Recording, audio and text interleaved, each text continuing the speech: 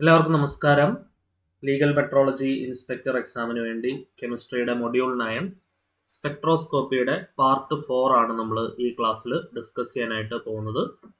Okay, അപ്പോൾ കഴിഞ്ഞ ക്ലാസ്സിൽ നമ്മൾ എവിടെ വരെയായിരുന്നു പഠിച്ചു നിർത്തിയത്? നമ്മൾ എനിക്ക് തോന്നുന്നു അൺഹാർമോണിക് ഓസിലേറ്ററിൻ്റെ സെലക്ഷൻ റൂൾ വരെയായിരുന്നു നമ്മൾ പഠിച്ചു നിർത്തിയത്, അല്ലേ?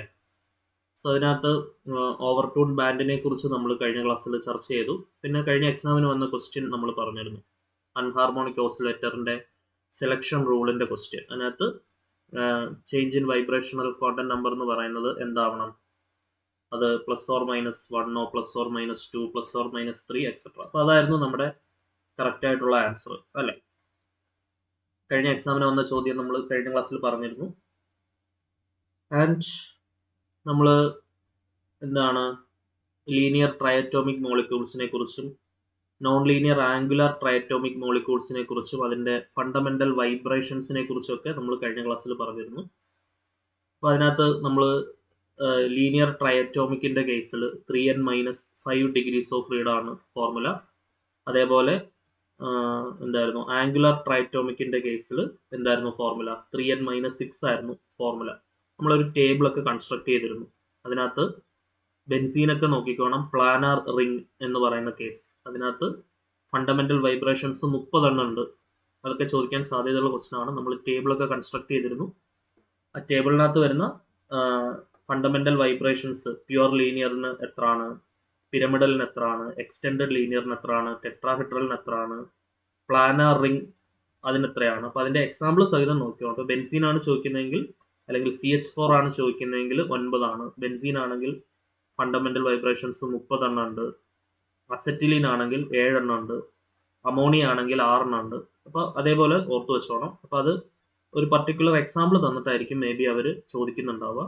ഓക്കെ, സോ നെക്സ്റ്റ് നമുക്ക് സിലബസ് പ്രകാരം പഠിക്കാനുള്ളത് നമ്മുടെ ഹൈഡ്രോക്സൈൽ സ്ട്രെച്ചിങ് ഫ്രീക്വൻസിനെ കുറിച്ചാണ്. അതായത് ഹൈഡ്രജൻ ബോണ്ടിങ്ങിൻ്റെ എഫക്റ്റ് എന്താണ് ഹൈഡ്രോക്സൈൽ സ്ട്രെച്ചിങ് ഫ്രീക്വൻസിയിൽ എന്നുള്ളതാണ് നമുക്ക് അടുത്ത് പഠിക്കാനുള്ളത്.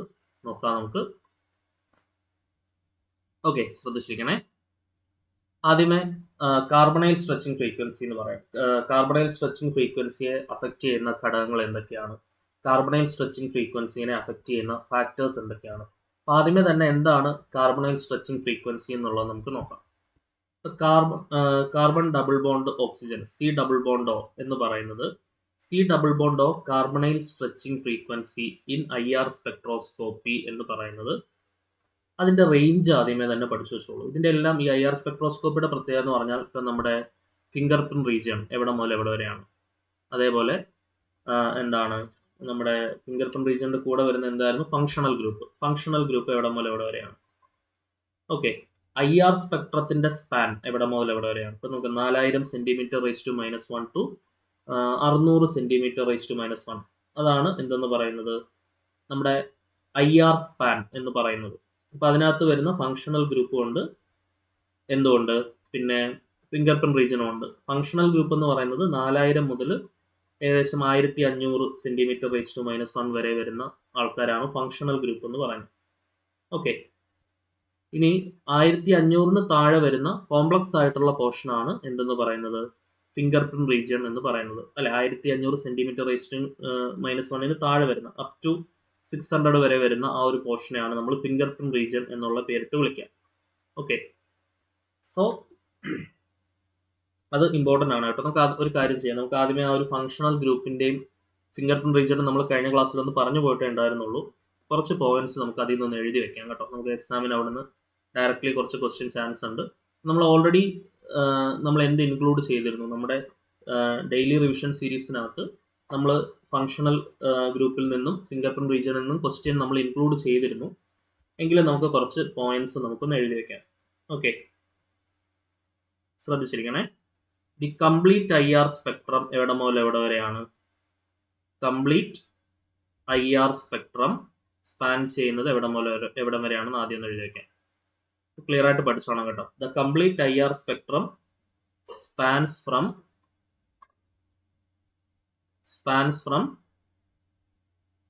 4000 cm⁻⁻1 to 600 cm⁻⁻1. Okay, yes.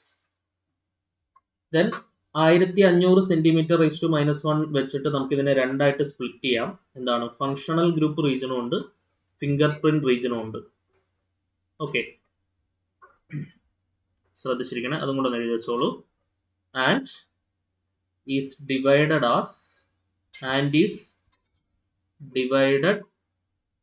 At the എന്താണ് 1500 centimetre raise to -1 threshold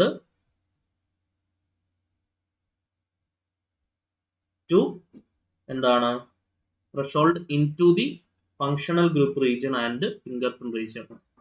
into the ഏതൊക്കെ റീജിയൻ ആണ്?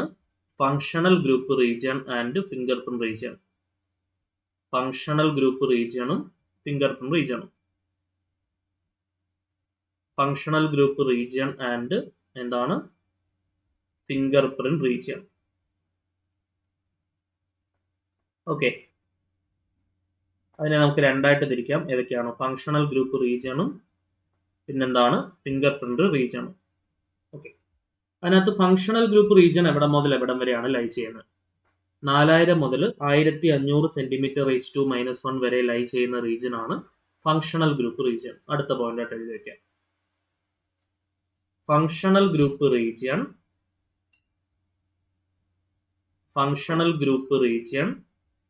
എവിടെ മുതൽ എവിടെ വരെയാണ്?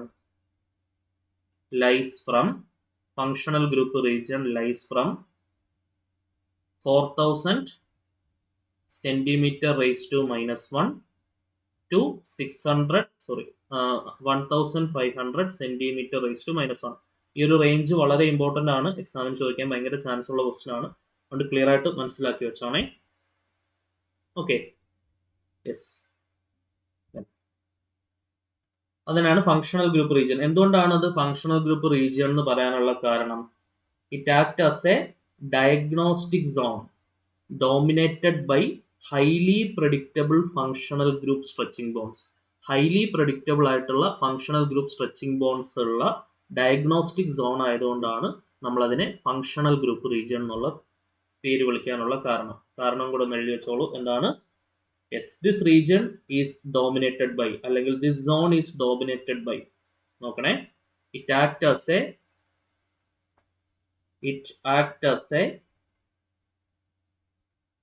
diagnostic zone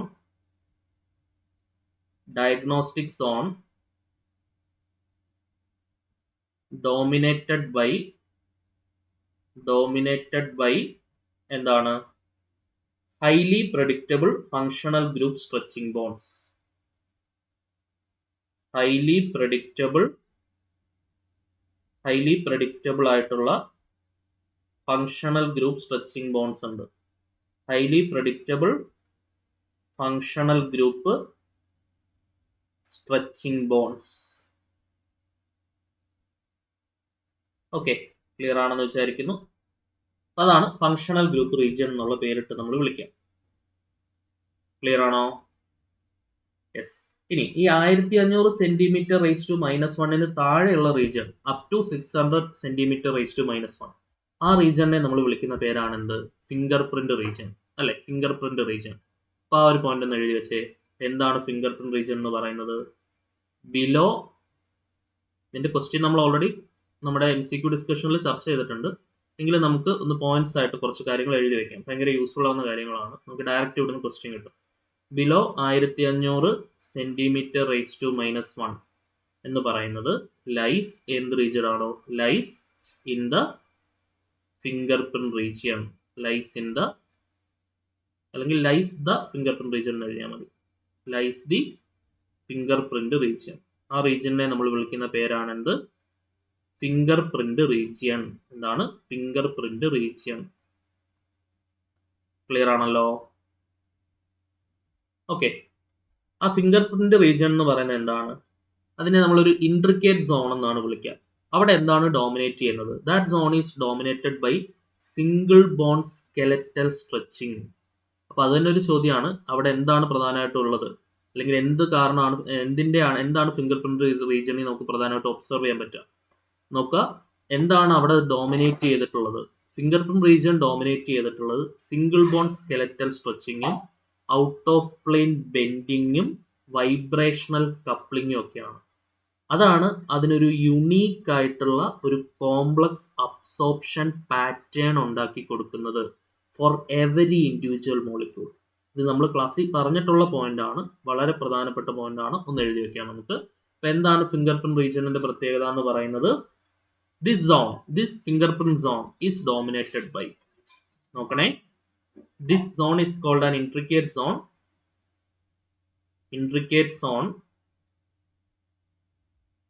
ഇവിടെ എന്താണ് ഡോമിനേറ്റ് ചെയ്തിട്ടുള്ളത്? Dominated by intricate zone dominated by single bond skeletal stretching. Single bond skeletal stretching. Okay, ഇത് ഇമ്പോർട്ടൻ്റ് ആണ് കേട്ടോ. ഈ single bond skeletal stretching fingerprint റീജിയനിൽ പ്രധാനപ്പെട്ട ഒരു ചോദ്യമാണ്. Okay, out of plane bending എന്തൊക്കെയാണ് അവിടെ പ്രധാനമായിട്ടുള്ളതെന്നാണ്. ഔട്ട് ഓഫ് പ്ലെയിൻ ബെൻഡിങ്, പിന്നെന്താണ്, and vibrational coupling.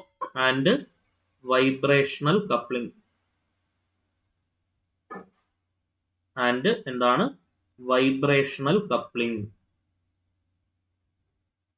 Okay, that produces a unique complex absorption pattern for every individual molecule.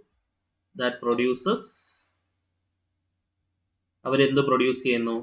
That produces a, എന്താണ്, വളരെ യുണീക്ക് ആയിട്ടുള്ള ഒരു കോംപ്ലക്സ് അബ്സോർപ്ഷൻ പാറ്റേൺ. അപ്പൊ അത് കോംപ്ലക്സ് ആണ് എന്നുള്ള കാര്യം ക്ലിയർ ആയിട്ട് ഓർത്ത് വെച്ചോളൂ. അതും എക്സാമിന് ചോദിച്ചിട്ടുണ്ട്. That produces a unique complex. ആ കോംപ്ലക്സ് എന്നുള്ളതൊന്ന് അണ്ടർലൈൻ ചെയ്ത് പഠിച്ചോണേ. Unique complex absorption pattern.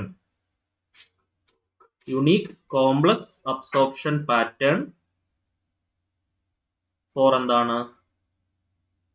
Four every individual molecule.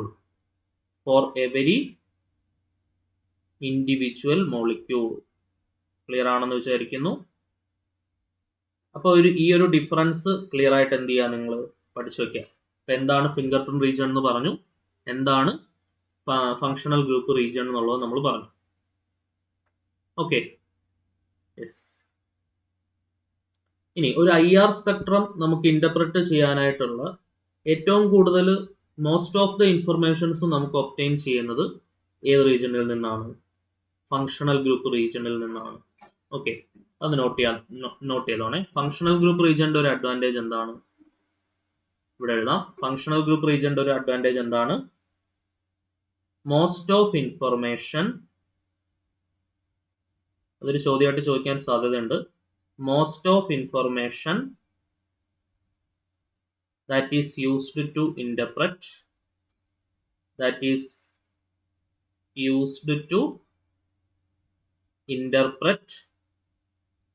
an IR spectrum is obtained from എവിടുന്നാണ്? is obtained from the functional group region. ഏത് റീജിയൻ ആണോ? obtained from functional group region. ഒരു IR spectrum interpret ചെയ്യാനുള്ള ഏറ്റവും കൂടുതൽ information കിട്ടുന്നത് ഏത് റീജിയനിൽ നിന്നാണ്? ഫങ്ഷണൽ ഗ്രൂപ്പ് റീജിയനിൽ നിന്നാണ്. അത് ക്ലിയർ ആയിട്ട് പഠിച്ചു വെച്ചോണം കേട്ടോ. Functional group region. Okay,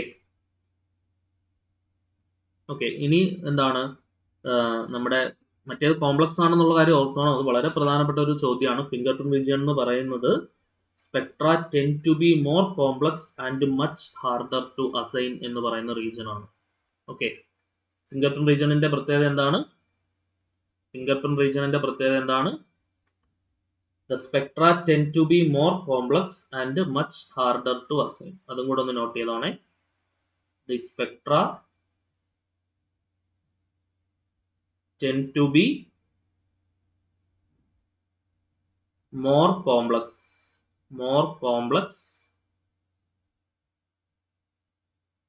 and എന്താണ്, much harder to assign, much harder to assign. Okay, ഇത് ഇമ്പോർട്ടൻ്റ് ആയിട്ടുള്ള പോയിന്റ് ആണ്, ക്വസ്റ്റ്യൻ ചോദിക്കാൻ സാധ്യതയുണ്ട്. അപ്പോൾ ഇത്രയും പോയിന്റ്സ് നമ്മൾ പ്രധാനമായിട്ടും എന്തിൽ നിന്ന് പഠിച്ചു വെക്കുക, ഫിംഗർ പ്രിന്റ് റീജിയണിൽ നിന്നും ഫങ്ഷണൽ ഗ്രൂപ്പ് റീജിയണിൽ നിന്നും ഇത്രയും കാര്യങ്ങൾ ക്ലിയർ ആയിട്ട് നിങ്ങൾ എന്ത് ചെയ്യണം, എക്സാമിന് വേണ്ടിയിട്ട് പഠിച്ചു വെക്കണം. ഓക്കെ, ഇത് ഓൾറെഡി നമ്മൾ ജസ്റ്റ് ഫിംഗർ പ്രിന്റ് റീജിയണും ഫങ്ഷണൽ ഗ്രൂപ്പ് റീജിയണും ആ ഒരു റേഞ്ച് ഒന്ന് പറഞ്ഞു പോതേ ഉള്ളൂ കഴിഞ്ഞ ക്ലാസ്സിൽ. പിന്നെ അതിന്റെ MCQs നമ്മൾ ഓൾറെഡി നമ്മുടെ ഡെയിലി ലൈഫ് സീരീസിന്റെ ഭാഗമായിട്ട് നമ്മൾ ചർച്ച ചെയ്തിരുന്നു. എങ്കിൽ നമുക്ക് എക്സാമിന് വേണ്ടിയിട്ട് പ്രധാനപ്പെട്ട ഈ പോയിന്റുകളൊന്ന് നോട്ട് ഡൗൺ ചെയ്ത് വെക്കാം കേട്ടോ. യെസ്, ഇനി നമുക്ക് തിരിച്ചു വരാം. എന്താണ് കാർബണൈൽ സ്ട്രെച്ചിങ് ഫ്രീക്വൻസി എന്ന് പറയുന്നത്? IR സ്പെക്ട്രോസ്കോപ്പിയിൽ പ്രധാനമായിട്ടും എന്താണ് കാർബണൈൽ സ്ട്രെച്ചിങ് ഫ്രീക്വൻസി എവിടെ മുതൽ എവിടം വരെയാണെന്നുള്ളത് പഠിച്ചു വെക്കണം. 1650 മുതൽ 1850 സെന്റിമീറ്റർ (10⁻⁻⁻1) വരെ. അത് വളരെ പ്രധാനപ്പെട്ട ഒരു ചോദ്യമാണ്. നമുക്ക് എക്സാമിന് പ്രതീക്ഷിക്കാവുന്ന ഒരു വളരെ പ്രധാനപ്പെട്ട ഒരു ചോദ്യം നമുക്ക് ആ ഫസ്റ്റ് സെന്റൻസിൽ നിന്ന് തന്നെ കിട്ടി. എന്താണ് കാർബണൈൽ സ്ട്രെച്ചിങ് ഫ്രീക്വൻസി IR സ്പെക്ട്രോസ്കോപ്പിയിൽ എവിടെ മുതൽ എവിടെ വരെയാണ്? 1650 മുതൽ 1850 സെന്റിമീറ്റർ (10⁻⁻1) വരെയാണ്. അത് ആദ്യമേ തന്നെ ഒന്ന് നോട്ട് ഡൗൺ ചെയ്ത് പഠിക്കണം. അത് ചോദിച്ചിട്ടുള്ള ക്വസ്റ്റ്യൻ ആണ്, നമുക്ക് ചോദിക്കാൻ സാധ്യതയുള്ള ക്വസ്റ്റ്യൻ കൂടിയാണ്. Okay, it's exact position depends on several factors that change എന്താണ് strength of the carbon double bond C double bond O bond. Okay, ശ്രദ്ധിച്ചിരിക്കുക. ഇനി ഫാക്ടേഴ്സ് ഇൻഫ്ലുവൻസിങ് സ്ട്രെച്ചിങ് ഫ്രീക്വൻസി, ഇതാണ് നമ്മൾ നോക്കേണ്ടത്.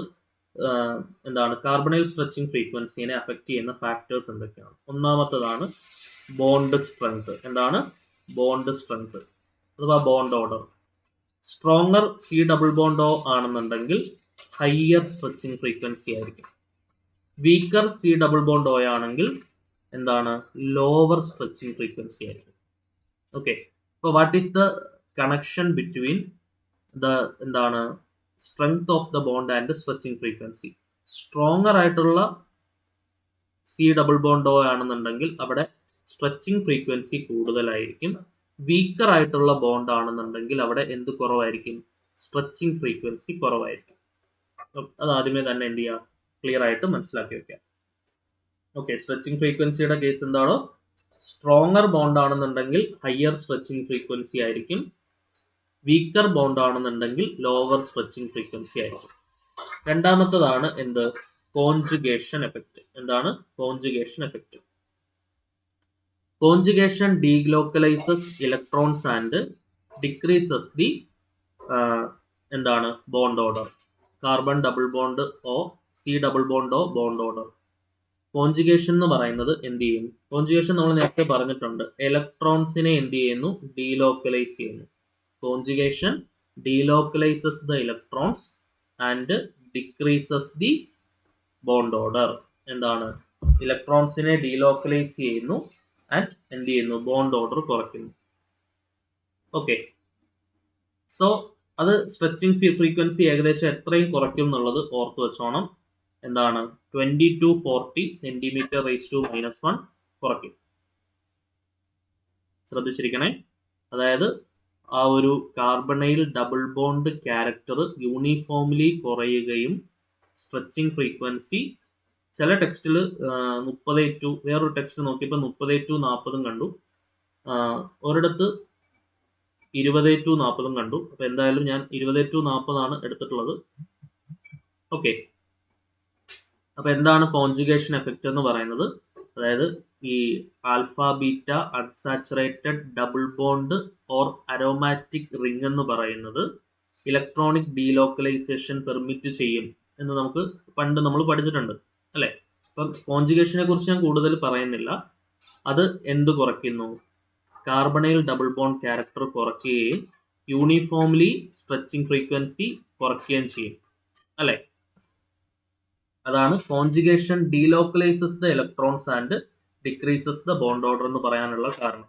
ആ സ്ട്രെച്ചിങ് ഫ്രീക്വൻസി എത്രയും കുറയ്ക്കും എന്ന് ചോദിച്ചു കഴിഞ്ഞാൽ 20 to 40 സെന്റിമീറ്റർ (10⁻⁻1). ഓക്കെ, ക്ലിയർ ആണെന്ന് വിചാരിക്കുന്നു. നെക്സ്റ്റ് മൂന്നാമത്തതാണ് inductive effect. Inductive effect electron withdrawing groups ആണ് കേട്ടോ. ഇത് വളരെ ഇമ്പോർട്ടൻ്റ് ആണ്.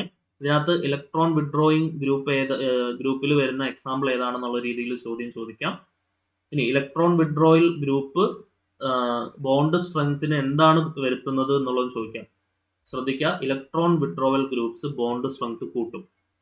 അത് ക്ലിയർ ആയിട്ട് പഠിച്ചു വെച്ചോളൂ. ഈ ബോണ്ട് സ്ട്രെങ്ത്തിന് ശരിക്കും പറഞ്ഞാൽ എന്താ, ഓരോ എഫക്റ്റും കാർബണൈൽ സ്ട്രെച്ചിങ് ഫ്രീക്വൻസിയിൽ വരുത്തുന്ന വ്യത്യാസം എന്താണെന്നാണ് നമ്മൾ പഠിക്കുന്നത്. ബോണ്ട് സ്ട്രെങ്ത് അതിനാണ് നമ്മൾ ആദ്യമേ ഒരു പോയിന്റ് പഠിച്ചത്. ബോണ്ട് സ്ട്രെങ്ത് കൂടുതലാണെങ്കിൽ സ്ട്രെച്ചിങ് ഫ്രീക്വൻസി കൂടുതലായിരിക്കും, കാർബണൈൽ സ്ട്രെച്ചിങ് ഫ്രീക്വൻസി കൂടുതലായിരിക്കും. ബോണ്ട് ലെങ്ത് കുറവാണെങ്കിൽ കാർബണൈൽ സ്ട്രെച്ചിങ് ഫ്രീക്വൻസി കുറവായിരിക്കും. കോൺജുഗേഷന്റെ ഫലമായിട്ട് ബോണ്ട് ഓർഡർ കുറയാണ് ചെയ്യാന്ന് നമ്മൾ പറഞ്ഞു, ശരിയല്ലേ? അത് ഏകദേശം എത്രയും കുറയും? 20 to 40 cm⁻⁻1 കുറയും. രണ്ടാമത്തത് ഇൻഡക്റ്റീവ് എഫക്റ്റിന്റെ ഫലമായിട്ട് എന്ത് കൂടുകയാണ് ചെയ്യുക? ബോണ്ട് സ്ട്രെങ്ത് കൂടുകയാണ് ചെയ്യുക.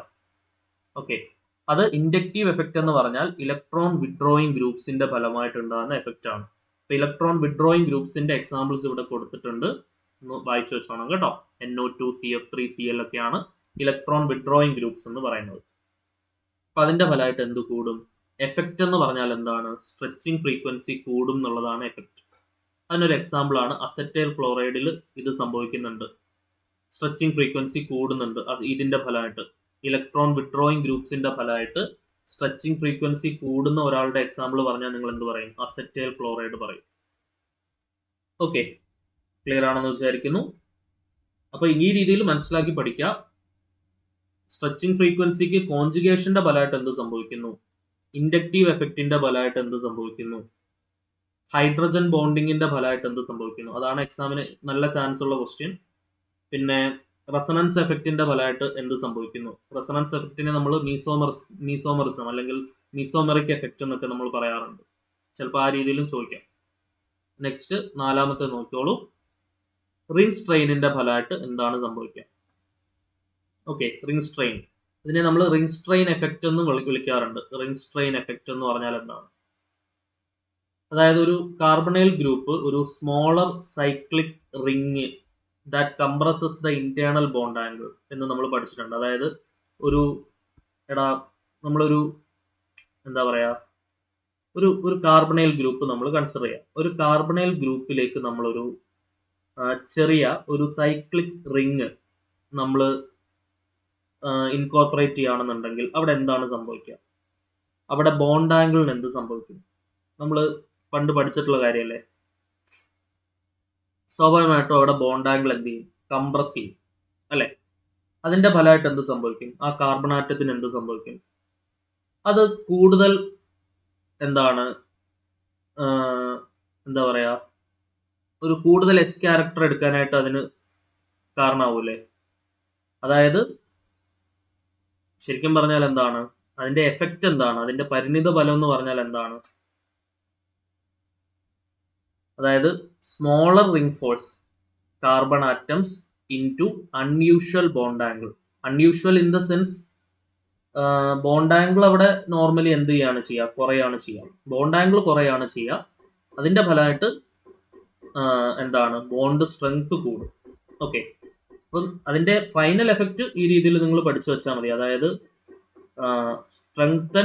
Strengthens the bond and shift it to higher wave number എന്നാണ് നമ്മൾ ജനറലി പറയാം. ഓക്കെ, കുറച്ച് നാൾ മുൻപ് ഞാൻ നോക്കിയിട്ടുള്ള ഒരു ടോപ്പിക്കാണ്. അതിന്റെ ഒരു കറക്റ്റ് സാധനം ഞാൻ വിട്ടുപോയി. അതാണ് ഓർത്തെടുക്കുന്നതിൽ ഒരു പ്രയാസം.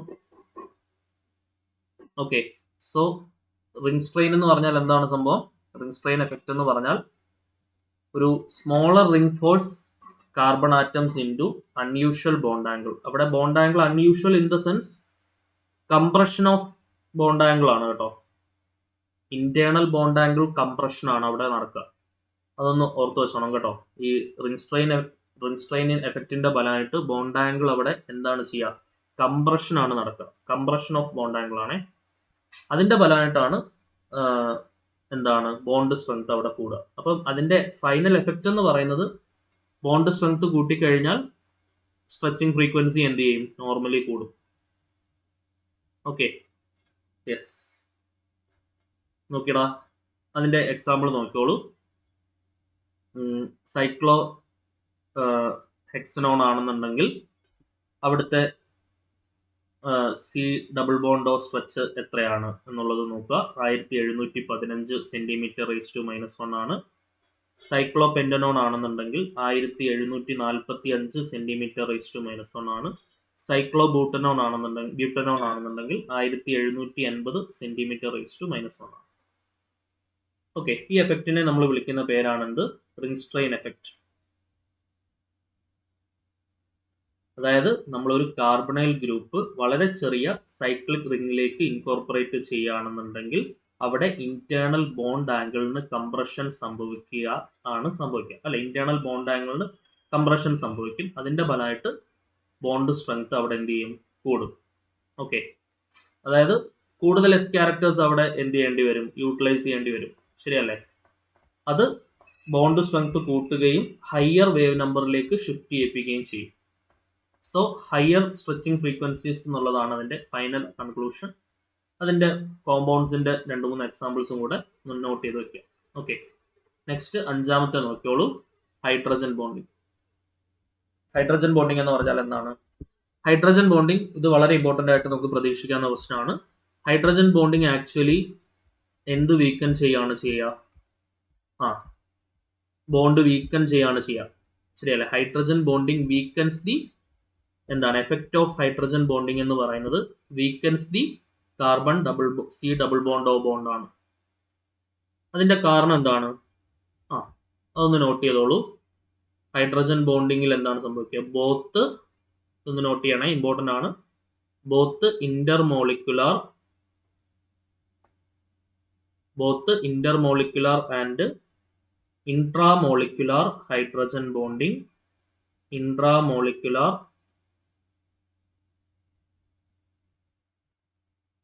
hydrogen bonding cause intermolecular and intramolecular hydrogen bonding cause an electrostatic pull. എന്താണ്? അതെന്തുണ്ടാക്കും? ഒരു ഇലക്ട്രോസ്റ്റാറ്റിക് പുൾ ഉണ്ടാക്കും. that elongates and weakens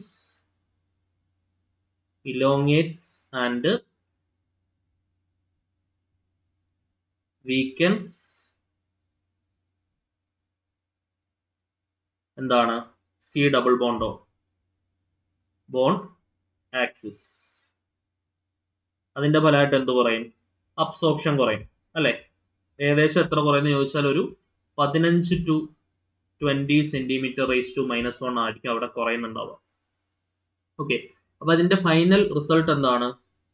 hydrogen bonding weakens the bond ആയതുകൊണ്ട് ബോണ്ട് സ്ട്രോങ് ആകുമ്പോൾ സ്ട്രെച്ചിങ് ഫ്രീക്വൻസി കൂടും, ബോണ്ട് വീക്ക് ആകുമ്പോൾ സ്ട്രെച്ചിങ് ഫ്രീക്വൻസി കുറയും. നമ്മൾ ഫസ്റ്റ് സ്ലൈഡിൽ പറഞ്ഞു that lowers the stretching frequency and often broadens the absorption band. Stretching frequency കുറയുമ്പോൾ absorption band കുറച്ചുകൂടെ ബ്രോഡൺ ആവും.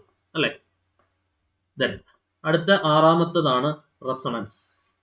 റെസൊണൻസ് എഫക്റ്റിനെ നമ്മൾ മീസോമെറിക് എഫക്റ്റ് എന്ന് വിളിക്കും കേട്ടോ. എന്താണ്? മീസോമെറിക് എഫക്റ്റ്. അപ്പൊ എക്സാമിന് മീസോമെറിക് എഫക്റ്റ് എന്ന് കണ്ടു കഴിഞ്ഞാൽ അത് എന്താണെന്നും കൂടെ ഓർത്ത് വെച്ചോണം. റെസൊണൻസ് ആണെന്നും കൂടെ ഓർത്ത് വെച്ചോണം. അതായത് resonance reduces double bond character of C double bond O. അതായത് വളരെ ഇമ്പോർട്ടൻ്റ് ആണ്, സി ഡബിൾ ബോണ്ടോയുടെ ഡബിൾ ബോണ്ട് ക്യാരക്ടർ കുറയ്ക്കുന്നത് ആരാണ് എന്ന് ചോദിച്ചു കഴിഞ്ഞാൽ അതാരാണ്? റെസൊണൻസ് ആണ്. ഓക്കെ, സ്വാഭാവികമായിട്ടും ഡബിൾ ബോണ്ട് ക്യാരക്ടറിസ്റ്റിക്സ് കുറയുകയാണെന്നുണ്ടെങ്കിൽ സ്ട്രെച്ചിങ് ഫ്രീക്വൻസി എന്ത് ചെയ്യും? കുറയും. സ്ട്രെച്ചിങ് ഫ്രീക്വൻസി കുറയും. അതിന് ഏറ്റവും ഇമ്പോർട്ടൻ്റ് ആയിട്ടുള്ള എക്സാമ്പിൾ ആണ് അമൈഡ്സ്. ഓക്കെ, സ്ട്രോങ് റെസൊണൻസിന്റെ ഫലമായിട്ട് എന്ത് കുറവാണ്? സ്ട്രെച്ചിങ് ഫ്രീക്വൻസി കുറവാണ്. അമൈഡ്സിന്റെ കേസിൽ വളരെ സ്ട്രോങ് ആയിട്ടുള്ള റെസൊണൻസിന്റെ കാരണം കൊണ്ട് എന്ത് കുറവാണ്? സ്ട്രെച്ചിങ് ഫ്രീക്വൻസി കുറവാണ്. ഓക്കെ, യെസ്, ക്ലിയർ ആണോ? സെറ്റ് ആണോ? നെക്സ്റ്റ് 6ാമത്തെ നോക്കിക്കോളൂ. 6ാമത്തെ ആയിരുന്നു പറഞ്ഞല്ലേ, 7ാമത്തെ നോക്കിക്കോളൂ. അതിന്റെ കുറച്ച് എക്സാമ്പിൾസും കൂടെ ഇവിടെ കൊടുത്തിട്ടുണ്ട്. Yes, approximate C double bond O സ്ട്രെച്ചും കോമ്പൗണ്ടും. ഇതിനകത്ത് ഏറ്റവും കൂടുതൽ ഉള്ളത് ആർക്കാണെന്ന് എക്സാമിന് ചോദിക്കാം. അത് ആർക്കാണ്? ആസിഡ് ക്ലോറൈഡ്സിനാണ് കേട്ടോ. ആസിഡ് ക്ലോറൈഡ്സിനാണ് ഏറ്റവും കൂടുതൽ സി ഡബിൾ ബോണ്ടോ സ്ട്രെച്ച് ഉള്ളത് അത് 1780 മുതൽ 1815 വരെയാണ്. രണ്ടാമത്തെ സ്ഥാനത്ത് ആസിഡ് അൻഹൈഡ്രൈഡ്, മൂന്നാമത്തെ സ്ഥാനത്ത് എസ്റ്റർ, നാലാമത്തത് aldehyde, ketones, carboxylic acids and finally amide. അമൈഡിനാണ് ഏറ്റവും കുറവ്, 1640 മുതൽ 1690 വരെ. യെസ്, ക്ലിയർ ആണോ? അത് ഇതൊന്ന് പഠിച്ചു വെച്ചോണം കേട്ടോ. അപ്പൊ ഇതിനകത്ത് ഏറ്റവും കൂടുതൽ ഏതിനാണ്, ഏറ്റവും കൂടുതൽ ഏതിനാണ്, ഏറ്റവും കുറവ് ഏതിനാണ് എന്നുള്ള രീതിയിൽ പഠിച്ചു വെക്കാം. ഓക്കെ, സോ നെക്സ്റ്റ് ഒന്ന് രണ്ട് ക്വസ്റ്റ്യൻസ് നോക്കാം. ഒന്നാമത്തെ ചോദ്യം നോക്കിക്കോളൂ. The carbonyl stretching vibration generally appears in the IR region of, എവിടെ മുതൽ എവിടെ വരെ ആയിരുന്നു? 1650 മുതൽ 1850 വരെ. ശരിയല്ലേ? 1650 മുതൽ 1850 വരെ നമ്മൾ ഫസ്റ്റ് സ്ലൈഡിൽ പറഞ്ഞല്ലേ. നോക്കിക്കേ, the carbonyl stretching frequency of IR spectroscopy usually appears in 1650 മുതൽ 1850 വരെ. ക്ലിയർ ആണല്ലോ? നെക്സ്റ്റ് രണ്ടാമത്തെ ചോദ്യം, which compound has the highest C double bond O stretching frequency? Acid ക്ലോറൈഡ്സിനാണ് ഏറ്റവും കൂടുതൽ സ്ട്രെച്ചിങ് ഫ്രീക്വൻസി ഉള്ളത്. ശരിയല്ലേടോ? നമ്മൾ പറഞ്ഞു അപ്രോക്സിമേറ്റ് സ്ട്രെച്ചിങ് ഫ്രീക്വൻസി ഏറ്റവും കൂടുതൽ ഉള്ളത് ആർക്കാണ്? 1780 മുതൽ 1815 വരെ ഉണ്ട് ആസിഡ് ക്ലോറൈഡ്സിന്. നെക്സ്റ്റ് മൂന്നാമത്തെ ചോദ്യം നോക്കിക്കോളൂ. Hydrogen bonding generally causes carbonyl stretching frequency decrease. ഇതും വളരെ പ്രതീക്ഷിക്കാവുന്ന ഒരു ചോദ്യമാണ്. ഹൈഡ്രജൻ ബോണ്ടിങ്ങിന്റെ ഫലമായിട്ട് കാർബണൈൽ സ്ട്രെച്ചിങ് ഫ്രീക്വൻസിക്ക് എന്താണ് സംഭവിക്കുക? ഹൈഡ്രജൻ ബോണ്ടിങ്ങിന്റെ ഫലമായിട്ട് കാർബണൈൽ സ്ട്രെച്ചിങ് ഫ്രീക്വൻസി കുറയുകയാണ് ചെയ്യുക. ഓക്കെ, എന്താണ്? Intermolecular and intramolecular hydrogen bonding ഒരു ഇലക്ട്രോസ്റ്റാറ്റിക് പുൾ ഉണ്ടാക്കുകയും അത് ഇലോങ്ങേറ്റ് ചെയ്യിപ്പിക്കുകയും വീക്കൻ ചെയ്യിപ്പിക്കുകയും ചെയ്യും. ആരെ? സി ഡബിൾ ബോണ്ടോനെ. ശരിയല്ലേ? അതിന്റെ ഫലമായിട്ട് അബ്സോർപ്ഷൻ കുറയുകയും ചെയ്യും നമ്മൾ പറഞ്ഞു. അതിന്റെ ഫലമായിട്ട് ഒബ്വിയസ്ലി ബോണ്ട് വീക്കൻ ചെയ്യുകയാണ് ചെയ്യുക. അത് ബോണ്ട് വീക്കൻ ചെയ്ത് കഴിഞ്ഞാൽ on the basis of the relationship between strength of bond and carbonyl stretching frequency, clearly we can say that weaker bond has lower എന്താണ് carbonyl stretching frequency അല്ലെ? ഹൈഡ്രജൻ ബോണ്ടിങ്ങിന്റെ ഫലമായിട്ട് സ്വാഭാവികമായിട്ടും എന്ത് കുറയും? ഹൈഡ്രജൻ ബോണ്ടിങ്ങിന്റെ ഫലമായിട്ട് അതിനകത്തുള്ള ഇന്റർമോളിക്കുലർ ആൻഡ് ഇൻട്രാമോളിക്കുലർ ഹൈഡ്രജൻ ബോണ്ടിങ്ങിന്റെ ഫലമായിട്ട് carbonyl stretching frequency കുറയും. ഓക്കെ, ഡിക്രീസ് ആണ് നമുക്ക് ആൻസർ വരിക. നമ്മൾ ഓൾറെഡി ചർച്ച ചെയ്തതാണ്. നാലാമത്തെ ക്വസ്റ്റ്യൻ നോക്കിക്കോളൂ. Which factor increases C double bond O stretching frequency? Stretching frequency കൂട്ടുന്നത് എന്താണ് എന്നുള്ളതാണ് ചോദ്യം. എന്തായിരുന്നു സ്ട്രെച്ചിങ് ഫ്രീക്വൻസി കൂട്ടുന്നത്? യെസ്, ഇലക്ട്രോൺ വിഡ്രോയിങ് ഗ്രൂപ്പ്സ് ആണെന്നോ അല്ലെ? സ്ട്രെച്ചിങ് ഫ്രീക്വൻസി കൂട്ടുന്നത് ഇലക്ട്രോൺ വിഡ്രോയിങ് ഗ്രൂപ്പ് അല്ലായിരുന്നു. കോൺജുഗേഷൻ കുറയ്ക്കുകയാണ് ചെയ്യുക. Inductive effect increases the stretching frequency. അതിനാണ് inductive effect electron withdrawing groups എന്ന് നമ്മൾ പറയാം അല്ലെ? ഇലക്ട്രോൺ വിഡ്രോയിങ് ഗ്രൂപ്പ്സ് ആണ് ഇൻഡക്റ്റീവ് എഫക്റ്റ്. അത് എന്താണ്? ഇൻക്രീസസ് ദ സ്ട്രെച്ചിങ് ഫ്രീക്വൻസി ആണ്. ഓക്കെ അല്ലേ? ഹൈഡ്രജൻ ബോണ്ടിങ്ങിന്റെ ഫലമായിട്ടും കുറയാണ് ചെയ്യുക, റെസൊണൻസിന്റെ ഫലമായിട്ടും കുറയാണ് ചെയ്യുക. സോ എന്താണ് ഇതിനകത്ത് കൂടുന്നത്? ഹൈഡ്രജൻ ബോണ്ടിങ്ങിന്റെ ഫലമായിട്ട് കുറയും, ഇലക്ട്രോൺ വിഡ്രോയിങ് ഗ്രൂപ്പ്സിന്റെ ഫലമായിട്ട് കൂടും. റെസൊണൻസിന്റെ ഫലം കുറയാണ് ചെയ്യുക, കോൺജുഗേഷനും കുറയാണ്. ഹൈഡ്രജൻ ബോണ്ടിങ്ങിന്റെ ഫലമായിട്ടും കാർബണൈൽ സ്ട്രെച്ചിങ് ഫ്രീക്വൻസി കുറയാണ്. ഇലക്ട്രോൺ വിഡ്രോയിങ് പെയേഴ്സിന്റെ ഫലമായിട്ടാണ് കാർബണൈൽ സ്ട്രെച്ചിങ് ഫ്രീക്വൻസി കൂടുക, ബോണ്ട് കുറെ കൂടെ സ്ട്രോങ്ങർ ആവുന്നത്. ശരിയല്ലേ? അടുത്ത അഞ്ചാമത്തെ ചോദ്യം നോക്കിക്കോളൂ. Which carbonyl compound shows lowest C double bond O stretching frequency? ഏറ്റവും കുറവ് ആർക്കാണ്? ഏറ്റവും കുറവ് അമൈഡ്സിനാണ് അല്ലെ?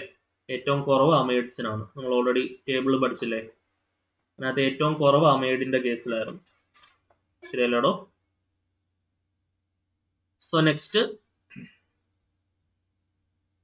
Effect of hydrogen bonding on hydroxyl stretching frequency. Hydroxyl stretching frequency നോക്കണേ. യെസ്, ഹൈഡ്രോക്സൈൽ സ്ട്രെച്ചിങ് ഫ്രീക്വൻസീസിലുള്ള കാർബണൈൽ സ്ട്രെച്ചിങ് ഫ്രീക്വൻസിയുടെ കാര്യമാണ് നമ്മൾ പറഞ്ഞത്.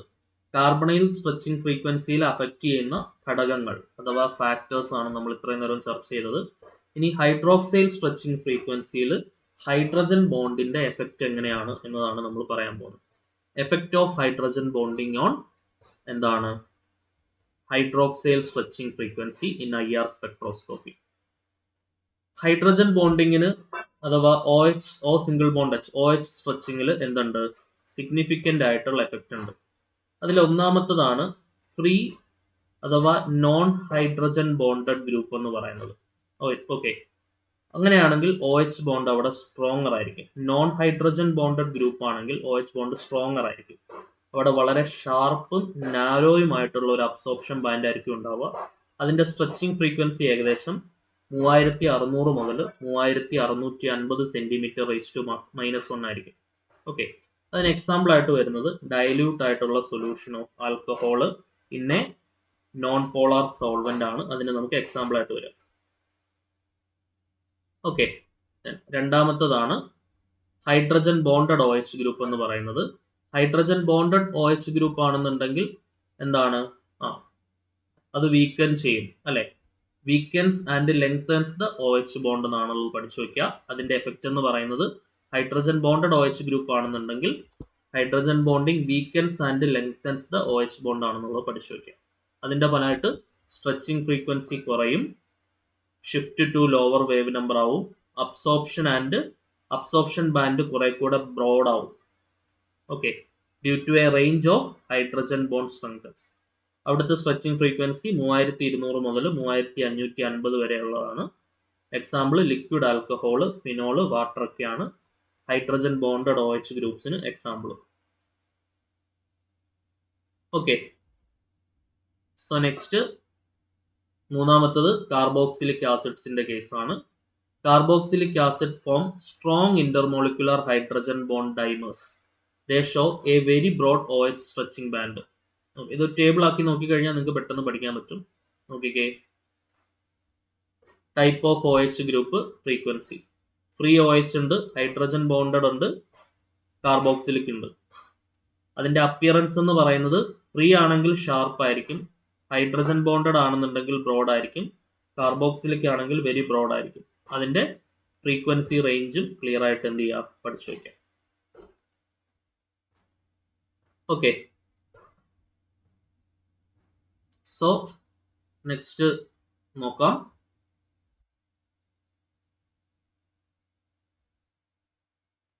ശ്രദ്ധിച്ചിരിക്കണേ. സോ നെക്സ്റ്റ് NMR സ്പെക്ട്രോസ്കോപ്പി ആണ് കേട്ടോ. NMR spectroscopy. ഇത്രയാണ് നമുക്ക് പ്രധാനമായിട്ടും ആ ഒരു ടോപ്പിക്കിൽ നിന്ന് നമ്മുടെ IR സ്പെക്ട്രോസ്കോപ്പി എന്ന് പഠിക്കാനുള്ളത്.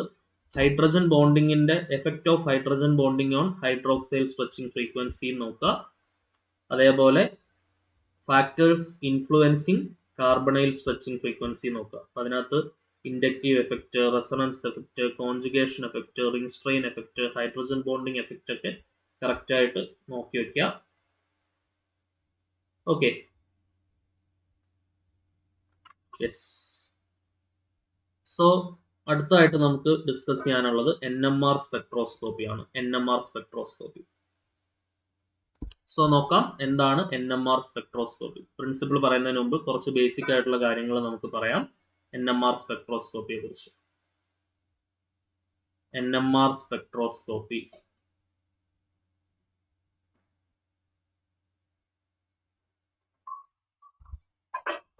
നോക്കണേ, എന്താണ് NMR സ്പെക്ട്രോസ്കോപ്പി എന്ന് പറയുന്നത്. NMRന്റെ ഫുൾ ഫോം എന്താണ്? ന്യൂക്ലിയർ മാഗ്നറ്റിക് റെസണൻസ് എന്നാണ് NMRന്റെ ഫുൾ ഫോം. NMRന്റെ ഫുൾ ഫോം എന്താണ്? Nuclear magnetic resonance. Nuclear magnetic resonance spectroscopy. NMR spectroscopy എന്ന് പറഞ്ഞാൽ എന്താണ്? Nuclear magnetic resonance spectroscopy.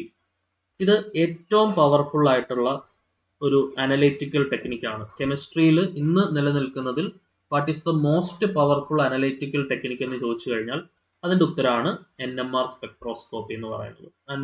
അതിന്റെ കുറച്ച് ബേസിക് പോയിന്റ്സ് നമുക്കൊന്ന് എഴുതി വെക്കാം. NMR സ്പെക്ട്രോസ്കോപ്പി എന്ന് പറഞ്ഞാൽ എന്താണ്? It is the most powerful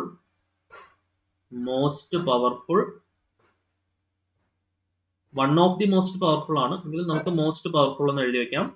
most powerful analytical technique, കെമിസ്ട്രിയിൽ യൂസ് ചെയ്യുന്ന അനലൈറ്റിക്കൽ ടെക്നിക്സിൽ ഏറ്റവും പവർഫുൾ ആയിട്ടുള്ളൊരു ടെക്നിക്കാണ് NMR സ്പെക്ട്രോസ്കോപ്പി എന്ന് പറയുന്നത്. Most powerful analytical technique used in chemistry.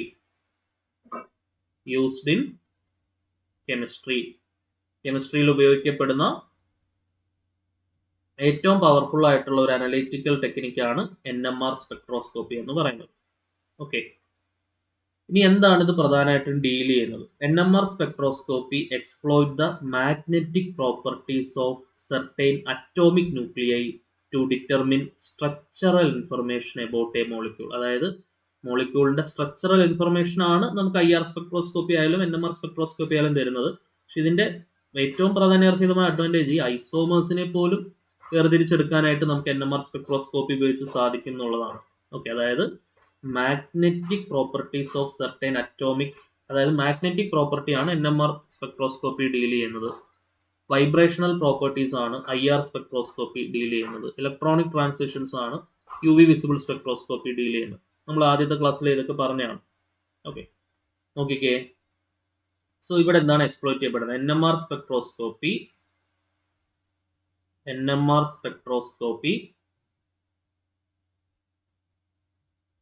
exploits the magnetic properties of എന്താണ്? NMR spectroscopy exploit the magnetic properties of certain atomic nuclei to determine structural information about the molecule. To determine എന്താണ്? എന്ത് determine ചെയ്യാൻ വേണ്ടിയിട്ടാണ്? structural information about the molecule.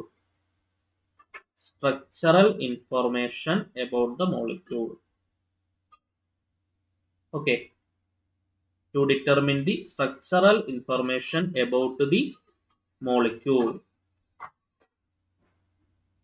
Clear ആയിട്ട് എന്ത് ചെയ്യുക? പഠിച്ചു വയ്ക്കാം. ഓക്കെ, ഇത് ഒരു കംപ്ലീറ്റ് ആയിട്ടുള്ള സ്ട്രക്ചറൽ ഡിറ്റർമിനേഷന് സഹായിക്കുന്ന ഒരു സംഗതിയാണ്. ഓക്കെ, അതായത് ചെറിയ മോളിക്യൂൾസിൽ തുടങ്ങി വലിയ മോളിക്യൂൾസ് വരെ, അതായത് ഇപ്പോൾ ആൽക്കഹോള്, ലാർജ് പോളിമറിക് നെറ്റ്വർക്സിന്റെ വരെ നമുക്കിത് ഉപയോഗിച്ചിട്ട് ചെയ്യാനായിട്ട് പറ്റും. ഓക്കെ, സോ അതായത് നമ്മുടെ MRI സ്കാനൊക്കെ ഇല്ലേ, മാഗ്നറ്റിക് റെസൊണൻസ് ഇമേജിംഗ് ഇല്ലേ, MRI, അതിനകത്ത് MRIയിൽ നമ്മൾ എന്താണോ ഫണ്ടമെന്റൽ പ്രിൻസിപ്പിൾ ആയിട്ട് ഉപയോഗിക്കുന്നത്, അതേ ഫണ്ടമെന്റൽ പ്രിൻസിപ്പിൾ തന്നെയാണ് നമ്മൾ എവിടെ ഉപയോഗിക്കുക? NMR സ്പെക്ട്രോസ്കോപ്പിയിൽ ഉപയോഗിക്കുക. ഓക്കെ, അതായത് മാഗ്നറ്റിക് റെസൊണൻസ് ഇമേജിങ്ങിന്റെ സെയിം ഫണ്ടമെന്റൽ ഡയഗ്നോസ്റ്റിക് ടെക്നിക്, അതായത് നമ്മൾ മെഡിക്കലിൽ ഉപയോഗിക്കുന്ന സാധനം ഉണ്ടല്ലോ, മെഡിക്കൽ ഡയഗ്നോസ്റ്റിക് ടെക്നിക് ആണല്ലോ മാഗ്നറ്റിക് റെസൊണൻസ് ഇമേജിംഗ് എന്ന് പറയുന്നത്. MRI സ്കാനിങ് എന്നൊക്കെ നമ്മൾ കേട്ടിട്ടില്ലേ? അവിടെ എന്താണോ നമ്മൾ ഉപയോഗിക്കുന്നത്, അവിടെ എന്ത് പ്രിൻസിപ്പിൾ ആണോ നമ്മൾ ഉപയോഗിക്കുന്നത്, അതേ സെയിം പ്രിൻസിപ്പിൾ തന്നെയാണ് നമ്മൾ എവിടെ ഉപയോഗിക്കുന്നത്? NMR സ്പെക്ട്രോസ്കോപ്പിയിൽ ഉപയോഗിക്കുക. ഓക്കെ, അത് ക്ലിയർ ആയിട്ട് പഠിച്ചു വെച്ചോണേ. സോ ഇതിനകത്ത് കുറച്ച് ടേംസ് ഉണ്ട്, ആ ടേംസിന്റെ മീനിങ്സ് ഒക്കെ നമുക്കൊന്ന് പറയണം. അതിന് മുൻപായിട്ട് നമുക്ക് എന്ത് നോക്കാം? What is the basic principle behind NMR spectroscopy എന്ന് നോക്കാം. ചില ന്യൂക്ലിയസ്, ഓക്കെ, അതിനകത്ത് പ്രോട്ടോൺസ് ആണ് നമ്മൾ പ്രധാനമായിട്ടും കൺസിഡർ ചെയ്യുന്നത്. ഇപ്പം H1, C13, അതിനൊക്കെ എന്തുണ്ടെന്നറിയാം? സ്പിൻ ഉണ്ടെന്നറിയാം. Okay, in the absence of magnetic field, ഈ ന്യൂക്ലിയർ സ്പിൻ, ഒരു മാഗ്നറ്റിക് ഫീൽഡിന്റെ ആബ്സെൻസിൽ ഈ ന്യൂക്ലിയർ സ്പിന്ന് വളരെ റാൻഡം ആയിട്ടായിരിക്കും ഓറിയന്റ് ചെയ്യുക. അതായത് മാഗ്നറ്റിക് ഫീൽഡിന്റെ എഫക്റ്റ് ആണല്ലോ, എങ്കിൽ മാഗ്നറ്റിക് പ്രോപ്പർട്ടീസ് ആണ് പ്രധാനമായിട്ടും NMR സ്പെക്ട്രോസ്കോപ്പിയിൽ നമ്മൾ ചർച്ച ചെയ്യുന്നത്. ഒരു മാഗ്നറ്റിക് ഫീൽഡിന്റെ ആബ്സെൻസിൽ ഈ ന്യൂക്ലിയർ സ്പിന്ന് എങ്ങനെയായിരിക്കും ഓറിയന്റ് ചെയ്തിട്ടുണ്ടാവുക? വളരെ റാൻഡം ആയിട്ടായിരിക്കും ഓറിയന്റ് ചെയ്യപ്പെട്ടിട്ടുണ്ടാവുക. പക്ഷേ നമ്മളൊരു സ്ട്രോങ് മാഗ്നറ്റിക് ഫീൽഡ് കൊടുത്തതിന് ശേഷം, ഓക്കെ, നമ്മൾ ഡ്രിഫ്റ്റും ഡിഫ്യൂഷനും ഒക്കെ പഠിച്ചില്ലേ? ഒന്ന് ഒരു ഇലക്ട്രിക് ഫീൽഡ് കൊടുത്തതിന് ശേഷമാണല്ലോ വരിക. അതേ കണക്ക് when placed in a strong magnetic field, nuclei align either with field ആയിരിക്കാം. വിത്ത് ഫീൽഡ് ആണെങ്കിൽ അതിനെ ലോവർ എനർജി അഥവാ ആൽഫ സ്പിൻ എന്നാണ് വിളിക്കുക. അല്ലെങ്കിൽ എഗെയിൻസ്റ്റ് ഫീൽഡ് ആയിരിക്കാം, അതിനെ നമ്മൾ എന്തെന്ന് വിളിക്കും? ഹയർ എനർജി അഥവാ ബീറ്റ സ്പിൻ എന്നുള്ള പേരിട്ട് വിളിക്കും. ഓക്കെ, ന്യൂക്ലിയൈ അലൈൻ ചെയ്യുന്നത് വിത്ത് ഫീൽഡ് ആണെങ്കിൽ അതിനെ വിളിക്കുന്ന പേരെന്താണ്? ലോവർ എനർജി അഥവാ ആൽഫ സ്പിന്ന്. ഈ ന്യൂക്ലിയൈ അലൈൻ ചെയ്യുന്നത് എഗെയിൻസ്റ്റ് ഫീൽഡ് ആണെങ്കിൽ അതിനെ നമ്മൾ വിളിക്കുന്ന പേരാണ് ഹയർ എനർജി അഥവാ ബീറ്റ സ്പിന്ന്. ഓക്കെ, ഇനി റേഡിയോ ഫ്രീക്വൻസി എന്ന് പറയുന്നത് RF, radio frequency, radiation of the correct frequency is applied. The nuclei absorb energy and move from lower to the higher energy state. കൃത്യമായ റേഡിയോ ഫ്രീക്വൻസി നമ്മൾ apply ചെയ്ത് കൊടുക്കുകയാണെന്നുണ്ടെങ്കിൽ എന്താണ്? Lower energy സ്റ്റേറ്റിൽ നിന്നും ഹയർ എനർജി സ്റ്റേറ്റിലേക്ക് ന്യൂക്ലിയൈ എനർജി അബ്സോർബ് ചെയ്തുകൊണ്ട് മാറും. അതിനെ നമ്മൾ വിളിക്കുന്ന പേരാണ് എന്ത്? റെസൊണൻസ്. അതിനെ വിളിക്കുന്ന പേരാണ് എന്ത്? റെസൊണൻസ്. ഓക്കെ, സോ NMR സ്പെക്ട്രോസ്കോപ്പിയിൽ നമ്മൾ ജനറലി നമ്മൾ നമ്പർ ഓഫ് സിഗ്നൽസ് എന്ന് പറഞ്ഞാൽ എന്താണ് ഉദ്ദേശിക്കുന്നത്? ഓരോന്നും എന്താണ് ഉദ്ദേശിക്കുന്നത് നമുക്ക് നോക്കി വയ്ക്കാം. നമ്പർ ഓഫ് സിഗ്നൽസ് എന്ന് പറഞ്ഞാൽ NMR സ്പെക്ട്രോസ്കോപ്പിയിൽ നമ്മൾ നമ്പർ ഓഫ് സിഗ്നൽസ് എന്ന് പറഞ്ഞാൽ ആക്ച്വലി അത് number of non equivalent nuclei സെറ്റിനെയാണ് സൂചിപ്പിക്കുന്നത്. എന്തിനെ സൂചിപ്പിക്കുന്നു എന്നുള്ളത് നോട്ട് ചെയ്തോണേ. Number of non equivalent nuclei sets. Okay, ഇനി NMR സ്പെക്ട്രോസ്കോപ്പിയിൽ പീക്ക് ഇന്റഗ്രേഷൻ എന്ന് പറഞ്ഞാൽ എന്താണ് ഉദ്ദേശിക്കുന്നത്? പീക്ക് ഇന്റഗ്രേഷൻ ശ്രദ്ധിച്ചിരിക്കണേ. പീക്ക് ഇന്റഗ്രേഷൻ എന്ന് പറഞ്ഞാൽ relative ratio of nuclei in each set. ഓരോ സെറ്റിലെയും ന്യൂക്ലിയയുടെ റിലേറ്റീവ് റേഷ്യോനെയാണ് പീക്ക് ഇന്റഗ്രേഷൻ എന്നുള്ള പേരിട്ട് വിളിക്കുക. Relative ratio of nuclei in each set. ഓരോ സെറ്റിലെയും ന്യൂക്ലിയയുടെ റിലേറ്റീവ് റേഷ്യോനെയാണ് പീക്ക് ഇന്റഗ്രേഷൻ എന്ന് വിളിക്കുക. കെമിക്കൽ ഷിഫ്റ്റ് ആണ് ഇതിനകത്ത് ഏറ്റവും NMR സ്പെക്ട്രോസ്കോപ്പിയിലെ ഏറ്റവും ഇമ്പോർട്ടൻ്റ് ആയിട്ടുള്ള ഒരു ഘടകം, അല്ലെങ്കിൽ ഏറ്റവും ദ മോസ്റ്റ് കീ ടേം എന്നൊക്കെ വിശേഷിപ്പിക്കുന്നത് എന്താണ്? കെമിക്കൽ ഷിഫ്റ്റ് ആണ്. ഇതിലാണ് ഗ്രാഫിലൊക്കെ കെമിക്കൽ ഷിഫ്റ്റ് ആണ് ഉണ്ടാവുക. It's very very important chemical shift. അതിനെക്കുറിച്ച് നമുക്ക് വിശദമായിട്ട് പറയാം. കെമിക്കൽ ഷിഫ്റ്റ് എന്ന് പറഞ്ഞാൽ എന്താണ്? ഒരു കെമിക്കൽ എൻവയോൺമെന്റ് അല്ലെങ്കിൽ നിയർ ബൈ ഫങ്ഷണൽ ഗ്രൂപ്പിനെയൊക്കെയാണ് അത് സൂചിപ്പിക്കുക. അപ്പോൾ അതിനെക്കുറിച്ച് വിശദമായിട്ട് പറയുന്നതുകൊണ്ട് ഞാനിവിടെ അത് നോട്ട് ചെയ്യുന്നില്ല. ഇനി ഇതിനകത്ത് സ്പിൻ കപ്ലിംഗ് എന്ന് പറഞ്ഞാൽ എന്താണ് ഉദ്ദേശിക്കുന്നത്? Spin coupling. സ്പിൻ കപ്ലിംഗ് എന്ന് പറഞ്ഞാൽ നമ്പർ ഓഫ് നെയ്ബറിംഗ് ന്യൂക്ലിയൈ എന്നാണ് പറയുക. നമ്പർ ഓഫ് എന്താണ്? Neighbouring nuclei. Number of neighbouring nuclei. അതിനെ നമ്മൾ N+1 റൂൾ എന്നൊക്കെ പറയും. എന്താണ് N+1 റൂൾ? ഓക്കെ, ഇനി ഇതിനകത്ത് നമ്മൾ ന്യൂക്ലിയർ എന്ന് പറഞ്ഞാൽ എന്താണ്? അറ്റോമിക് ന്യൂക്ലിയസിനെയാണ് റെഫർ ചെയ്യുന്നത്. NMR സ്പെക്ട്രോസ്കോപ്പിയിൽ നമ്മൾ ന്യൂക്ലിയർ എന്ന് പറഞ്ഞാൽ അത് എന്തിനെ റെഫർ ചെയ്യുന്നു? ശ്രദ്ധിച്ചിരിക്കണേ. ന്യൂക്ലിയർ എന്ന് പറഞ്ഞാൽ അറ്റോമിക് ന്യൂക്ലിയസിനെയാണ് റെഫർ ചെയ്യുന്നത്. Atomic nucleus. ഓക്കെ, പിന്നെ മാഗ്നറ്റിക് എന്ന് പറഞ്ഞാലോ? മാഗ്നറ്റിക്. NMR സ്പെക്ട്രോസ്കോപ്പിയിൽ മാഗ്നറ്റിക് എന്ന് പറഞ്ഞാൽ അത് ന്യൂക്ലിയസും മാഗ്നറ്റിക് ഫീൽഡും തമ്മിലുള്ള ഇന്ററാക്ഷൻ ആണ് റെഫർ ചെയ്യുന്നത്. refers to the interaction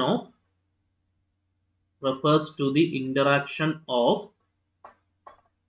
nucleus with magnetic field. Nucleus with എന്താണ്? magnetic field. Refers to the interaction of nucleus with magnetic field. ഇനി റെസണൻസ് എന്ന് പറഞ്ഞാൽ സ്വാഭാവികമായിട്ടും absorption of energy at A specific frequency. അതും കൂടെ വേണമെങ്കിൽ ഒന്ന് നോട്ട് ചെയ്തോളൂ. റെസണൻസ് എന്തിനെയാണ് സൂചിപ്പിക്കുന്നത്? റെസണൻസ് എന്ന് പറഞ്ഞാൽ absorption of energy at A specific frequency.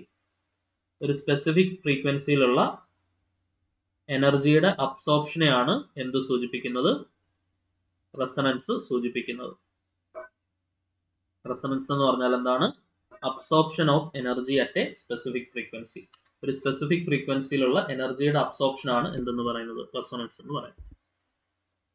Okay, ഇനി ഒരു NMR സ്പെക്ട്രോമീറ്റർ നമ്മൾ കൺസിഡർ ചെയ്യുകയാണെന്നുണ്ടെങ്കിൽ അതിനകത്ത് എന്തൊക്കെ ബേസിക് ആയിട്ടുള്ള കമ്പോണന്റുകൾ നമുക്ക് ഒബ്സർവ് ചെയ്യാനായിട്ട് പറ്റും നോക്കാം. NMR സ്പെക്ട്രോമീറ്ററിനകത്ത് ഒരു സ്ട്രോങ് മാഗ്നറ്റ് ഉണ്ട്, ഒരു റേഡിയോ ഫ്രീക്വൻസി ട്രാൻസ്മിറ്റർ ഉണ്ട്, ഒരു സാമ്പിൾ ഹോൾഡർ ഉണ്ട്, ഒരു ഡിറ്റക്ടർ ഉണ്ട്, ഒരു കമ്പ്യൂട്ടർ ഫോർ സ്പെക്ട്രം അനാലിസിസ്, ഒരു ഡിസ്പ്ലേ അല്ലെ, സ്പെക്ട്രം അനാലിസിസിന് വേണ്ടിയിട്ടുള്ള ഒരു കമ്പ്യൂട്ടറും വെച്ചിട്ടുണ്ട്. ഇതാണ് പ്രധാനമായിട്ടും NMR സ്പെക്ട്രോമീറ്ററിനകത്ത് നമുക്ക് കാണാൻ പറ്റുന്ന പ്രധാനപ്പെട്ട കാര്യങ്ങൾ. അതിൻ്റെ ഒരു ഡയഗ്രാം നമുക്ക് നോക്കാം. നമ്മൾ പറഞ്ഞ ആൾക്കാരൊക്കെ ഉണ്ടോ നോക്കിക്കേ. ഒരു മാഗ്നറ്റ് ഉണ്ട്, മാഗ്നറ്റ് കൺട്രോളർ ഉണ്ട്, ഡിറ്റക്ടർ ഉണ്ട്, റേഡിയോ ഫ്രീക്വൻസി ട്രാൻസ്മിറ്റർ ഉണ്ട്, അബ്സോർപ്ഷൻ കാണിക്കാനായിട്ട് എന്താണ് പ്രിന്റർ ഉണ്ട്, പിന്നെ മാഗ്നറ്റിക് ഫീൽഡ്. നമ്മൾ നേരത്തെ പറഞ്ഞ ആൾക്ക് ഇതാണ് എന്തിന്റെ ഒരു ബേസിക് ബ്ലോക്ക് ഡയഗ്രാം എന്ന് പറയുന്നത്. ഒരു NMR സ്പെക്ട്രോമീറ്ററിന്റെ ബേസിക് ആയിട്ടുള്ള ബ്ലോക്ക് ഡയഗ്രാം. ഇനി കെമിക്കൽ ഷിഫ്റ്റ് എന്താണെന്ന് നമ്മൾ ഇവിടെ നിന്ന് ജസ്റ്റ് ഒന്ന് എഴുതി വെച്ചു നമ്മൾ അല്ലെ. കെമിക്കൽ ഷിഫ്റ്റ് അതിനെക്കുറിച്ച് നമുക്ക് ഡീറ്റെയിൽഡ് ആയിട്ട് പറയാം. What do you mean by chemical shift? നോക്കണേ, ദ പൊസിഷൻ ഓഫ് NMR സിഗ്നലിനെ നമ്മൾ വിളിക്കുന്ന പേരാണ് കെമിക്കൽ ഷിഫ്റ്റ്. കെമിക്കൽ ഷിഫ്റ്റ് എന്താണ് സൂചിപ്പിക്കുന്നത്? ഒരു NMR സിഗ്നലിന്റെ പൊസിഷൻ സൂചിപ്പിക്കുന്നു. ദ പൊസിഷൻ ഓഫ് NMR സിഗ്നലിനെ നമ്മൾ വിളിക്കുന്ന പേരാണ് എന്ത്? Chemical shift. ഇനി അത് വളരെ ഇമ്പോർട്ടൻ്റ് ആയിട്ട് പഠിച്ചു വെക്കേണ്ട മറ്റൊരു പോയിന്റ്, ഈ കെമിക്കൽ ഷിഫ്റ്റ് നമ്മൾ മെഷർ ചെയ്യുന്ന യൂണിറ്റ് എന്താണെന്നുള്ളതാണ്. കെമിക്കൽ ഷിഫ്റ്റ് നമ്മൾ മെഷർ ചെയ്യുന്ന unit ppm, parts per million ആണ്. ഓക്കെ, കെമിക്കൽ ഷിഫ്റ്റ് മെഷർ ചെയ്യുന്ന യൂണിറ്റ് എന്താണ്? പാർട്സ് പെർ മില്യൺ ആണ് കെമിക്കൽ ഷിഫ്റ്റ് നമ്മൾ മെഷർ ചെയ്യുന്ന യൂണിറ്റ്. ഇനി കെമിക്കൽ ഷിഫ്റ്റ് എന്താണ് ഇൻഡിക്കേറ്റ് ചെയ്യുന്നത്? It indicates the electronic environment around the nucleus. ഒരു ന്യൂക്ലിയസിന് ചുറ്റുമുള്ള ഇലക്ട്രോണിക് എൻവയോൺമെന്റ് ആണ് എന്ത് ഇൻഡിക്കേറ്റ് ചെയ്യുന്നത്? കെമിക്കൽ ഷിഫ്റ്റ് ഇൻഡിക്കേറ്റ് ചെയ്യുന്നത്. കെമിക്കൽ ഷിഫ്റ്റ് കണ്ടുപിടിക്കാനുള്ള ഫോർമുലയാണ് സാമ്പിൾ ഫ്രീക്വൻസിയിൽ നിന്നും റെഫറൻസ് ഫ്രീക്വൻസി കുറച്ച് സ്പെക്ട്രോമീറ്റർ ഫ്രീക്വൻസി കൊണ്ട് ഹരിച്ച് 10⁶ കൊണ്ട് ഗുണിക്കുക. അന്നേരം നമുക്ക് എന്ത് കിട്ടും? കെമിക്കൽ ഷിഫ്റ്റ് കിട്ടും. കെമിക്കൽ ഷിഫ്റ്റിന്റെ ഫോർമുല ഒന്ന് നോട്ട് ചെയ്തോളൂ. Sample frequency minus reference frequency by spectrometer frequency into 10⁶. Sample frequency minus reference frequency by spectrometer frequency into 10⁶. This is the formula used to calculate chemical shift. Chemical shift കണ്ടുപിടിക്കാൻ ഉപയോഗിക്കുന്ന equation എന്താണ്? Sample frequency minus reference frequency by spectrometer frequency into 10⁶. Okay, ഇനി വളരെ important ആയിട്ടുള്ള point ആണ്, very very important. What is reference compound in NMR spectroscopy? NMR സ്പെക്ട്രോസ്കോപ്പിയിൽ നമ്മൾ ഉപയോഗിക്കുന്ന റെഫറൻസ് കോമ്പൗണ്ട് എന്താണ്? ഇതാണ് കഴിഞ്ഞ ലീഗൽ മെട്രോളജി എക്സാമിന് വന്ന ചോദ്യം. ഓക്കെ, ടെട്രാമീഥൈൽ സിലൈൻ ആണ് നമ്മൾ TMS ആണ് എന്തായിട്ട് ഉപയോഗിക്കുക? ടെട്രാമീഥൈൽ സിലൈൻ TMS ആണ് നമ്മൾ റെഫറൻസ് ആയിട്ട് ഉപയോഗിക്കുക. എന്തുകൊണ്ടാണ് TMS റെഫറൻസ് സ്റ്റാൻഡേർഡ് ആയിട്ട് ഉപയോഗിക്കാനുള്ള കാരണം? ഓക്കെ, നമ്മൾ റെഫറൻസ് ഇലക്ട്രോഡൊക്കെ നമ്മൾ പഠിച്ചിട്ടില്ലേ?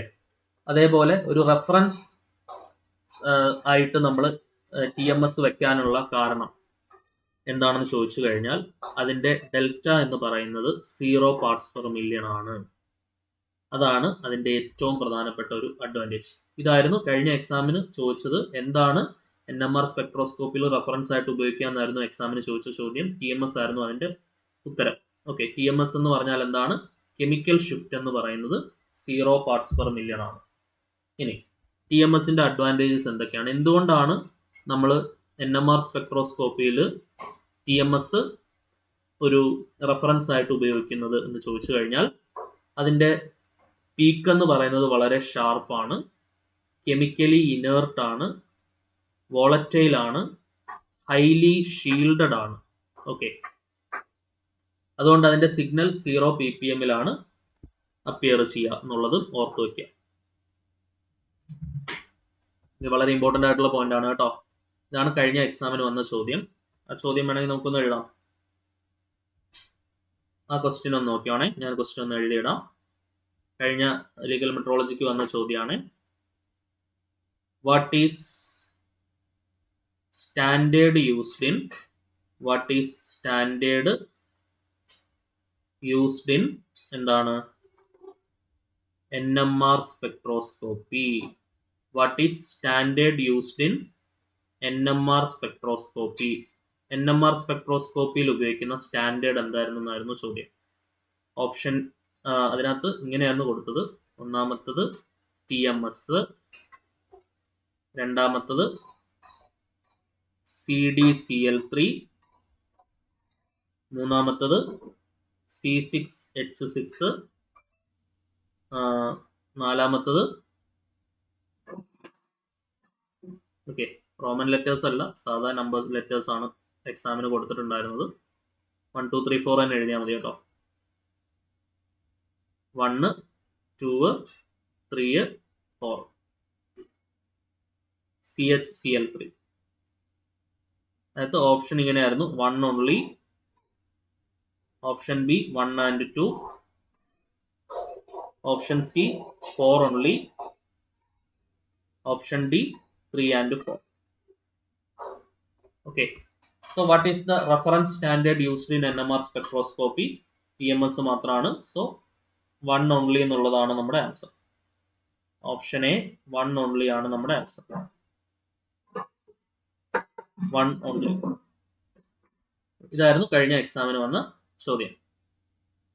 പ്രീവിയസ് ഇയർ ക്വസ്റ്റ്യൻ ആണ്.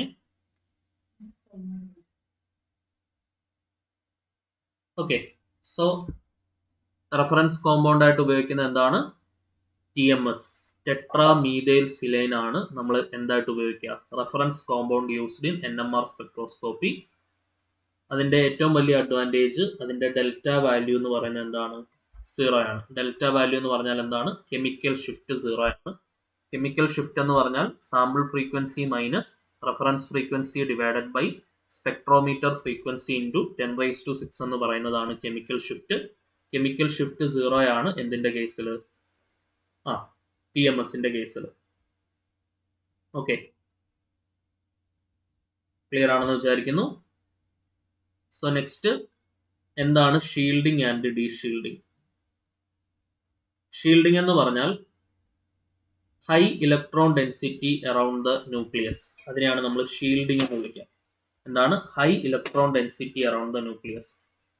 അവിടെ സിഗ്നൽ അപ്പിയർ ചെയ്യുന്നത് എങ്ങനെയായിരിക്കും? അപ്പ് ഫീൽഡ് ആയിട്ടായിരിക്കും അപ്പിയർ ചെയ്യുക. സിഗ്നൽ അപ്പിയേഴ്സ് എന്താണ്? Up field, lower delta value. അപ്പോൾ അതൊന്ന് ഡീറ്റെയിൽഡ് ആയിട്ട് മനസ്സിലാക്കാൻ നമുക്ക് 1-2 പോയിന്റ്സ് ഒന്ന് എഴുതി വെക്കാം. ശ്രദ്ധിച്ചിരിക്കണേ. ഒരു ഹൈഡ്രജൻ ആറ്റം നമ്മൾ കൺസിഡർ ചെയ്താൽ, ഒരു മോളിക്യൂളിലുള്ള ഒരു ഹൈഡ്രജൻ ആറ്റം നമ്മൾ കൺസിഡർ ചെയ്താൽ പ്രോട്ടോണിനെ സറൗണ്ട് ചെയ്ത് എന്തുണ്ടാവും? ഇലക്ട്രോൺ ക്ലൗഡ് ഉണ്ടാവും. ശരിയല്ലേ? ആ ഇലക്ട്രോൺസ് മോഡിഫൈ ചെയ്ത് എന്താവുന്നുണ്ട്? ഒരു മാഗ്നറ്റിക് ഫീൽഡ് ഉണ്ടാക്കുന്നുണ്ട്. ആ മാഗ്നറ്റിക് ഫീൽഡ് ന്യൂക്ലിയസിന് എക്സ്പീരിയൻസ് ചെയ്യാൻ പറ്റും. ശരിയാണല്ലോ? അത്രയും കാര്യങ്ങളൊന്നും എഴുതാം. നമുക്ക് എന്നിട്ട് 1 by 1 ആയിട്ട് പറയാം. ഓക്കെ, എന്താണ് ഷീൽഡിംഗ്, ഡീഷീൽഡിംഗ്, എന്നിട്ട് നമുക്ക് ഈ കീ പോയിന്റ്സ് പറയാം. ഇൻ ഹൈഡ്രജൻ ആറ്റം, ഇത് നോട്ട് ചെയ്തോണേ. In hydrogen atom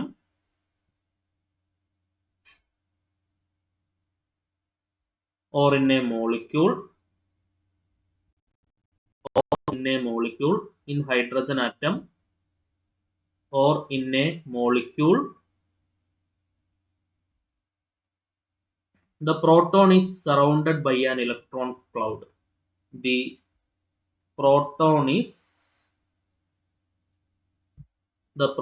is surrounded by an electron cloud. പ്രോട്ടോണിനെ സറൗണ്ട് ചെയ്ത് എന്തുണ്ട്? ഒരു ഇലക്ട്രോൺ ക്ലൗഡ് ഉണ്ട്. ശരിയല്ലേ? The proton is surrounded by an എന്താണ്? Electron cloud. These electrons modify the magnetic field experienced by the nucleus. ഈ electrons ആണ് nucleus experience ചെയ്യുന്ന മാഗ്നറ്റിക് ഫീൽഡ് മോഡിഫൈ ചെയ്യുന്നത്. These electrons modify the magnetic field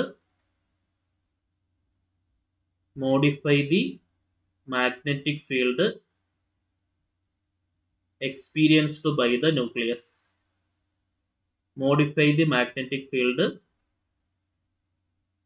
experienced by the nucleus. Okay, these electrons modify the magnetic field experienced by the nucleus. അതിൻ്റെ ഫലമായിട്ട് വ്യത്യസ്തമായ പ്രോട്ടോൺസിന് എന്തുണ്ടാവും? വളരെ സ്ലൈറ്റ് ആയിട്ടുള്ള ഒരു difference in effective magnetic field ഉണ്ടാവും.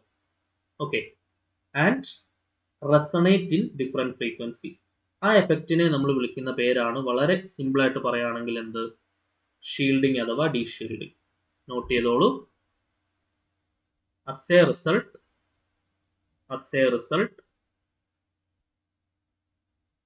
different protons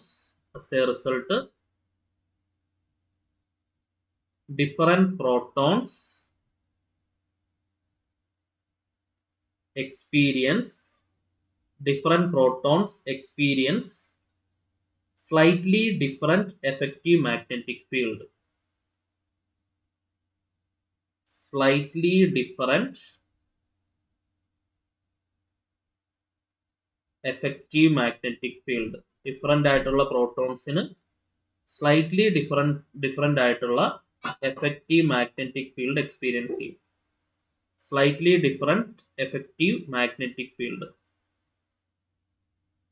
okay, and resonates at different frequency. അത് വ്യത്യസ്തമായ ഫ്രീക്വൻസിയിൽ റെസണേറ്റ് ചെയ്യുകയും ചെയ്യും. ആൻഡ് റെസണേറ്റ് അറ്റ് എന്താണ്? Different frequency. And resonate at different frequency. ഇതിനെ നമ്മൾ വിളിക്കുന്ന പേരാണ് എന്ത്? Shielding and deshielding. This effect is called shielding and deshielding. ഈ എഫക്റ്റിനെ നമ്മൾ വിളിക്കുന്ന പേരാണ് എന്ത്? Shielding and deshielding. This effect is called shielding and എന്താണ്? ഡീഷീൽഡിങ്. ഓക്കെ, സോ ആ ഒരു ഇൻഡ്യൂസ്ഡ് ഫീൽഡ് എന്ന് പറയുന്നത് എന്തായിരിക്കും? അപ്ലൈഡ് ഫീൽഡിന് ഓപ്പോസിറ്റ് ആയിരിക്കും ഉണ്ടാവുക. അതിന്റെ ഫലമായിട്ട് ന്യൂക്ലിയസ് ഒരു സ്ലൈറ്റ്ലി റെഡ്യൂസ്ഡ് മാഗ്നറ്റിക് ഫീൽഡ് ആയിരിക്കും എക്സ്പീരിയൻസ് ചെയ്യുക. അതിനെ നമ്മൾ ഡയാമാഗ്നറ്റിക് ഷീൽഡിംഗ് എന്നാണ് വിളിക്കുക. ഓക്കെ, അതായത് ഷീൽഡിങ്ങിന്റെയും ഡീഷീൽഡിങ്ങിന്റെയും ഫൈനൽ എഫക്റ്റ് എന്ന് പറഞ്ഞാൽ എന്താണ് നോക്കുക. ഷീൽഡിംഗ് എന്ന് പറഞ്ഞാൽ high electron density around the nucleus ആണ്. ഡീഷീൽഡിംഗ് എന്ന് പറഞ്ഞാൽ low electron density around the nucleus ആണ്, due to electronegative atoms or pi system ആണ്. ഓക്കെ, ഷീൽഡിങ്ങിന്റെ ഫലമായിട്ട് സിഗ്നൽ അപ്ഫീൽഡ് ആയിരിക്കും അപ്പിയർ ചെയ്യുക. ഡീഷീൽഡിങ്ങിന്റെ ഫലമായിട്ട് സിഗ്നൽ ഡൗൺ ഫീൽഡ് ആയിട്ടായിരിക്കും അപ്പിയർ ചെയ്യുക. ഹൈഡ്രജൻ ആറ്റത്തിന്റെ കേസിൽ അല്ലെങ്കിൽ ഒരു മോളിക്യൂൾസിന്റെ കേസിൽ ഒരു പ്രോട്ടോണിനെ സറൗണ്ട് ചെയ്ത് ഒരു ഇലക്ട്രോൺ ക്ലൗഡ് ഉണ്ടായിരിക്കും. ഈ ഇലക്ട്രോൺസ് മോഡിഫൈ ചെയ്ത് എന്താണ്? മാഗ്നറ്റിക് ഫീൽഡിനെ മോഡിഫൈ ചെയ്യും. അതിന്റെ ഫലമായിട്ട് എന്താണ്? ന്യൂക്ലിയസിനെ എക്സ്പീരിയൻസ് ചെയ്യുന്ന മാഗ്നറ്റിക് ഫീൽഡിനെ മോഡിഫൈ ചെയ്യും. അതിന്റെ ഫലമായിട്ട് ഡിഫറൻ്റ് ആയിട്ടുള്ള പ്രോട്ടോൺസ് സ്ലൈറ്റ്ലി ഡിഫറൻ്റ് ആയിട്ടുള്ള എഫക്റ്റീവ് മാഗ്നറ്റിക് ഫീൽഡ് എക്സ്പീരിയൻസ് ചെയ്യുകയും അതിന്റെ ഫലമായിട്ട് അത് റെസണേറ്റ് ചെയ്യുകയും ചെയ്യും ഡിഫറെൻറ്റ് ഫ്രീക്വൻസിയിൽ. ആ എഫക്റ്റിനെ നമ്മൾ വിളിക്കുന്ന പേരാണ് ഷീൽഡിംഗ് അഥവാ ഡീഷീൽഡിംഗ് എഫക്റ്റ്. എന്താണ്? ഷീൽഡിംഗ് അഥവാ ഡീഷീൽഡിംഗ് എഫക്റ്റ്. ഓക്കെ, ഇനി എന്താണ് ഡയാമാഗ്നറ്റിക് ഷീൽഡിംഗ് എന്നുള്ളതും കൂടെ ഒന്ന് നോട്ട് ചെയ്യുക. What do you mean by diamagnetic shielding? Diamagnetic shielding എന്ന് പറഞ്ഞാൽ എന്താണ്? This induced field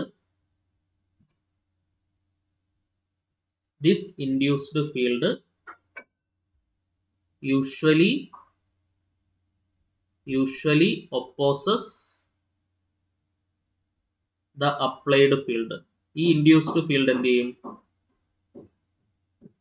usually opposes the applied field. Applied ഫീൽഡിനെ എന്ത് ചെയ്യും? ഒപ്പോസ് ചെയ്യും. Then the nucleus experiences a slightly reduced magnetic field. അതിന്റെ ഫലമായിട്ട് ന്യൂക്ലിയസ് എന്ത് എക്സ്പീരിയൻസ് ചെയ്യും? Then the nucleus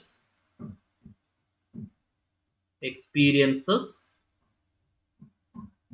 a slightly reduced magnetic field. ന്യൂക്ലിയസിന് അതിന്റെ ഫലമായിട്ട് സ്ലൈറ്റ്ലി റെഡ്യൂസ്ഡ് ആയിട്ടുള്ള ഒരു മാഗ്നറ്റിക് ഫീൽഡ് എന്ത് ചെയ്യുന്നു? എക്സ്പീരിയൻസ് ചെയ്യുന്നു. അതിനെ നമ്മൾ വിളിക്കുന്ന പേരാണ് diamagnetic shielding. This is called എന്താണ്? Diamagnetic shielding. അതിനെ നമ്മൾ വിളിക്കുന്ന പേരെന്താണ്? diamagnetic shielding. This is called diamagnetic shielding. Okay. അപ്പോൾ അതിൻ്റെ ഒരു ചിത്രം എങ്ങനെയാണ് നമ്മൾ നേരത്തെ കണ്ടിട്ടുള്ളതാണ്. ഫിസിക്സിൽ നമ്മളൊരു ഫീൽഡ് ഇവിടെ അപ്ലൈ ചെയ്ത് കൊടുക്കുന്നു. ഇതാണ് നമ്മുടെ അപ്ലൈഡ് ഫീൽഡ് എന്ന് വിചാരിക്കുക. ഓക്കെ, ദെൻ ഒരു 3 dimensional ആയിട്ട് വരച്ചാലേ അത് മനസ്സിലാവുള്ളൂ. ഇതേ കണക്ക് എന്തുണ്ടാവും, ഇൻഡ്യൂസ്ഡ് ഫീൽഡിന്റെ ഓപ്പോസിറ്റ് ലൈൻസ് ഇങ്ങോട്ട് വരും.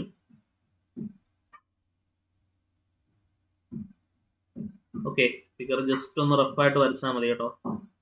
നിങ്ങൾ നെറ്റിലൊക്കെ നോക്കുകയാണെങ്കിൽ ഇതിന്റെ നല്ല ഫിഗർ കിട്ടും, 3 dimensional ആയിട്ടുള്ള ഫിഗർ കിട്ടും. വരയ്ക്കുന്നതിന് ചെറിയ പ്രശ്നങ്ങളുണ്ട്. ഓക്കെ, ഇതിങ്ങനെ ഇന്റർസെക്റ്റിംഗ് അല്ല, ഞാൻ വരയ്ക്കുമ്പോൾ അത് സ്പേസ് ഇല്ലാത്തതുകൊണ്ട് അങ്ങനെ ആയി പോകുന്നതാണ് കേട്ടോ. നോക്കണേ,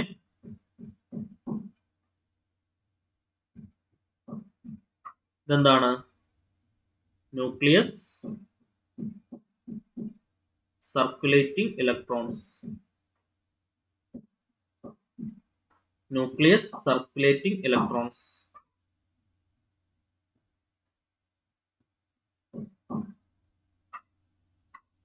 ഫിഗർ ഒന്ന് ശ്രദ്ധിച്ചോണം കേട്ടോ, ചെറിയ പ്രശ്നങ്ങളൊക്കെ ഫിഗറിനകത്തുണ്ട്. ഇതിനകത്ത് വരയ്ക്കുന്നതിന് കുറച്ച് ലിമിറ്റേഷൻ ഉണ്ട്, അതുകൊണ്ടാണ്.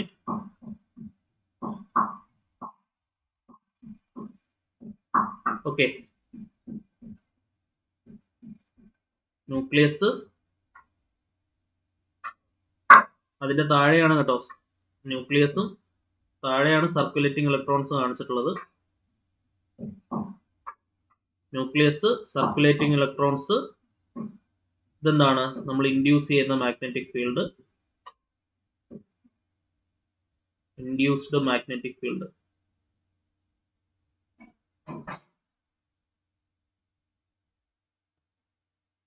ഓക്കെ, അതായത് circulating electrons around the nucleus generate and induced magnetic field produces the applied magnetic field.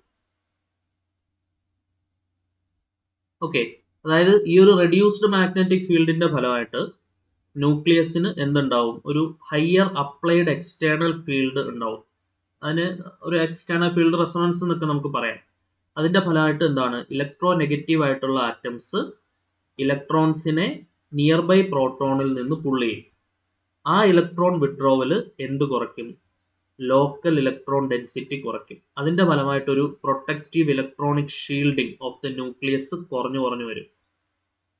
ആ effective magnetic field experienced by the proton അതിന്റെ ഫലമായിട്ട് എന്ത് ചെയ്യും, കൂടിക്കൂടി വരും. ആ പ്രോട്ടോൺ റെസണേറ്റ് ചെയ്യും എപ്പോൾ, ഹയർ ഫ്രീക്വൻസിയിൽ. ആ state of reduced proton is termed as D shielding. അതിനെ നമ്മൾ വിളിക്കുന്ന പേരാണെന്ത്, ഡി ഷീൽഡിംഗ്. എന്താണ് ഡി ഷീൽഡിംഗ് എന്നുള്ളതും കൂടെ ജസ്റ്റ് ഒന്ന് നോട്ട് ബൈ നോട്ട് ആയിട്ടൊന്ന് നമുക്ക് എഴുതി വെക്കാം. Because of this reduced field, because of this reduced field, the nucleus requires higher applied external frequency resonance. Higher applied external frequency resonance and electronegative atom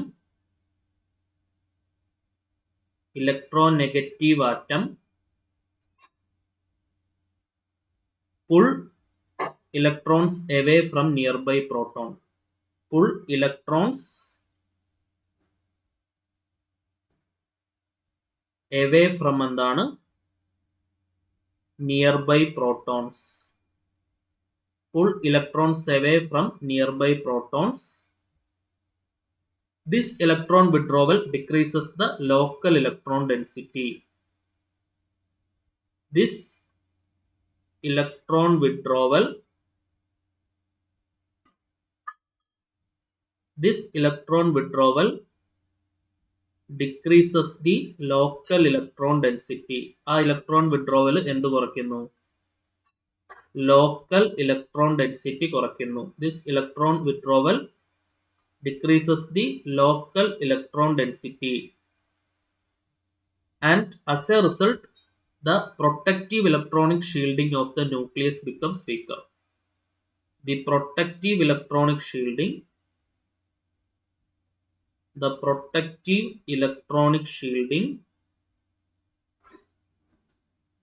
of nucleus becomes weaker. The protective electronic shielding of nucleus എന്താവുന്നു? അതിന്റെ ഫലമായിട്ട് weaker ആവുന്നു, becomes weaker. Then as a result എന്താണ്? The effective magnetic field experienced by the proton increases. The effective magnetic field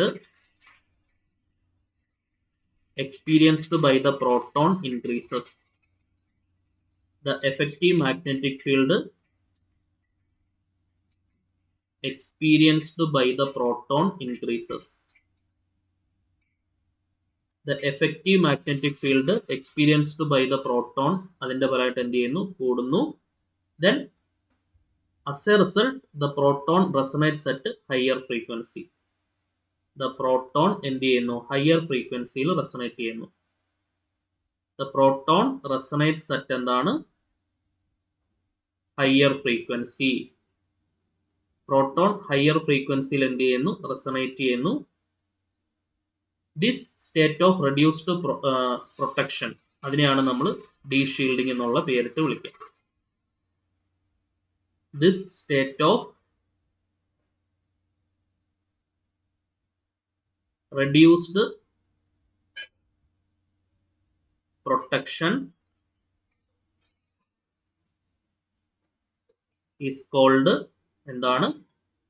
ഡീഷീൽഡിംഗ്. ഈ state of reduced പ്രൊട്ടക്ഷനെയാണ് നമ്മൾ ഏത് പേരിട്ട് വിളിക്കുക? ഡീഷീൽഡിംഗ് എന്നുള്ള പേരിട്ട് വിളിക്കുക.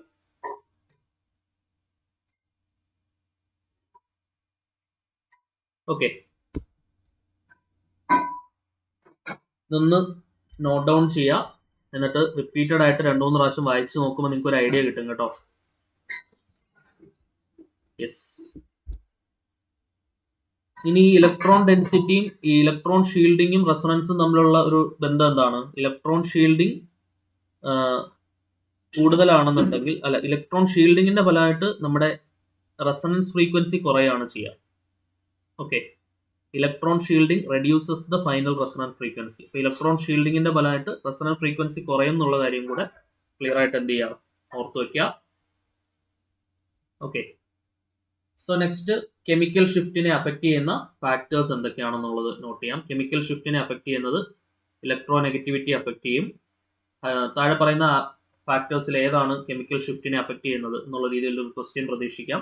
അതുകൊണ്ടാണ് electronegativity, hybridization, hydrogen bonding, aromatic ring current, magnetic anisotropy. ഇത്രയും കാര്യങ്ങളാണ് പ്രധാനമായിട്ടും കെമിക്കൽ ഷിഫ്റ്റിനെ അഫക്റ്റ് ചെയ്യുന്ന ഘടകങ്ങൾ, അല്ലെങ്കിൽ കെമിക്കൽ ഷിഫ്റ്റിനെ അഫക്റ്റ് ചെയ്യുന്ന ഫാക്ടേഴ്സ്.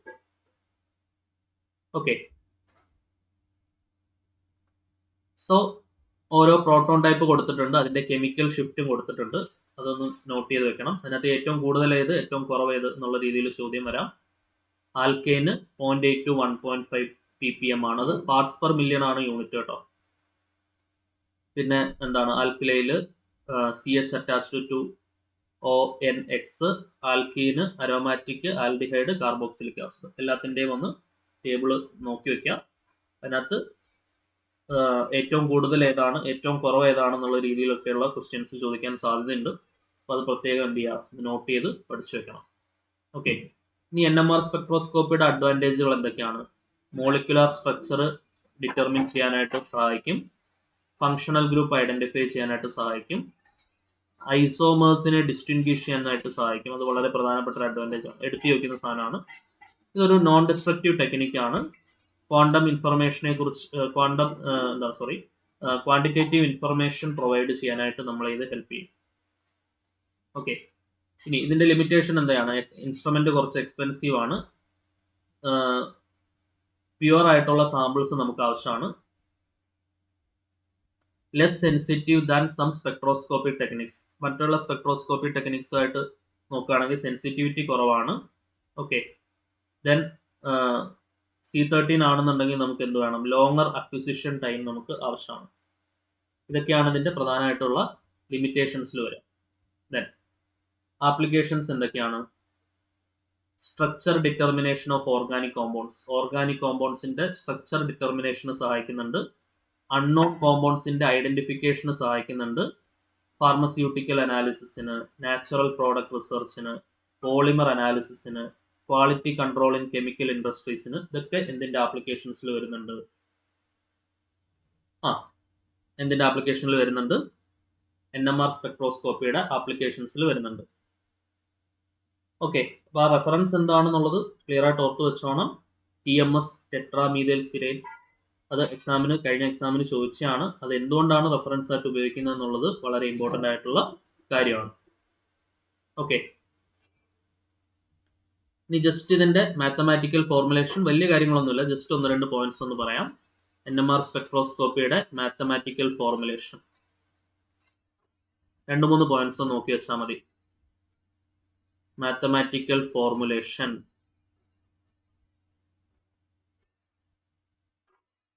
നോക്കണേ. എക്സ്റ്റേണൽ അപ്ലൈഡ് മാഗ്നറ്റിക് ഫീൽഡ് നമ്മൾ ഡിനോട്ട് ചെയ്യുന്നത് B0 എന്നുള്ള, ഇത് സ്റ്റാൻഡേർഡ് നൊട്ടേഷൻസ് ആണ് കേട്ടോ. External applied magnetic field, external applied magnetic field നമ്മൾ എന്തുകൊണ്ടാണ് ഡിനോട്ട് ചെയ്യുക? B0 കൊണ്ടാണ് ഡിനോട്ട് ചെയ്യുക. നമ്മൾ സർക്കുലേറ്റിംഗ് ഇലക്ട്രോൺസ് ജനറേറ്റ് ചെയ്യുന്ന ഓപ്പോസിറ്റ് ഇൻഡ്യൂസ്ഡ് ഫീൽഡിനെ നമ്മൾ ഡിനോട്ട് ചെയ്യുന്നത് B ഇൻഡ്യൂസ്ഡ് എന്നുള്ളതാണ്. The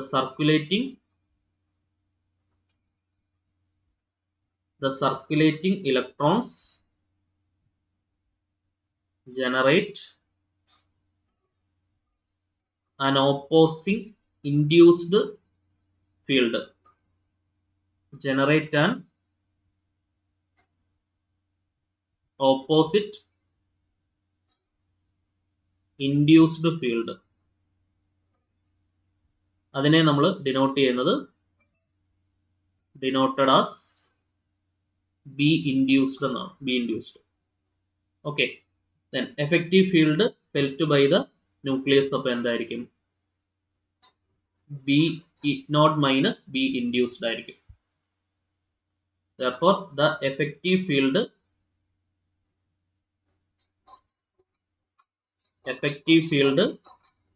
felt by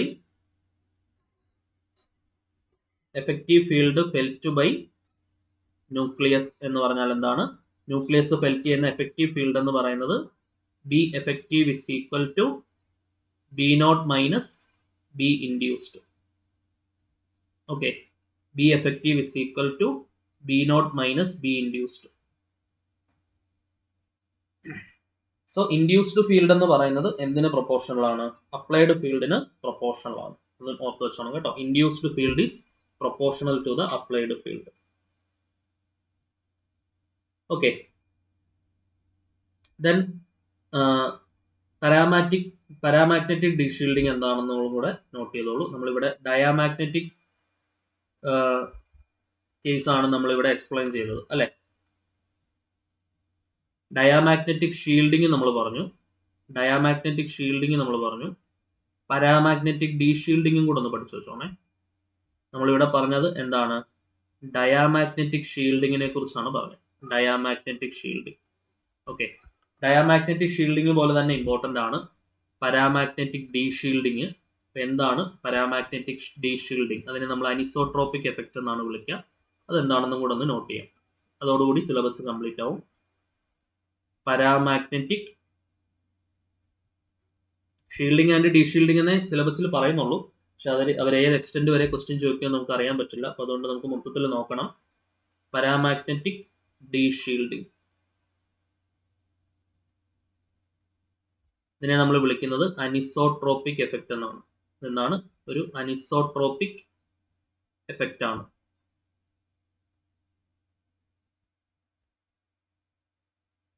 okay, paramagnetic ഡീഷീൽഡിങ് എന്ന് പറഞ്ഞാൽ എന്താണ്?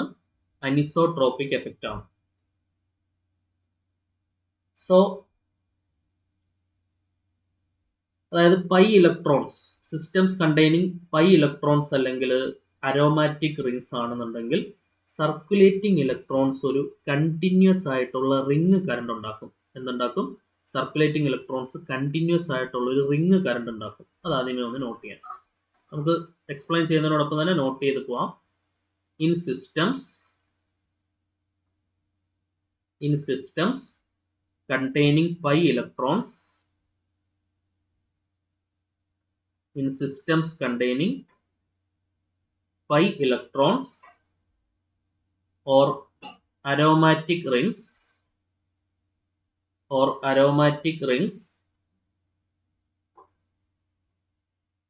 circulating electrons creates a continuous ring current. Circulating electrons create a continuous ring current. Circulating electron എന്തുണ്ടാക്കും? ഒരു കണ്ടിന്യൂസ് ആയിട്ടുള്ള റിങ് കറണ്ട് ഉണ്ടാക്കും. ആ റിങ് കറണ്ട് ഒരു ഇൻഡ്യൂസ്ഡ് മാഗ്നറ്റിക് ഫീൽഡ് ഉണ്ടാക്കും. That aligns and reinforces with external applied field at specific proton positions. Okay, എഴുതിക്കോ. This ring current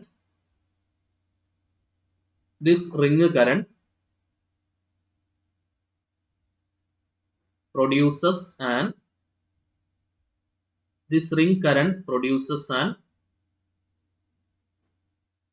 induced magnetic field.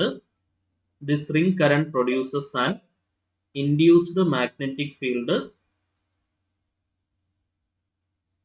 that aligns with the reinforces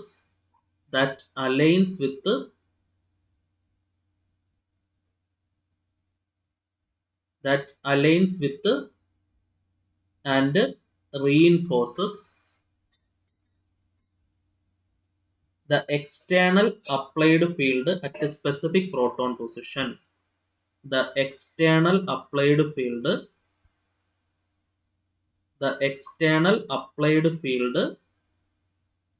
at specific proton positions.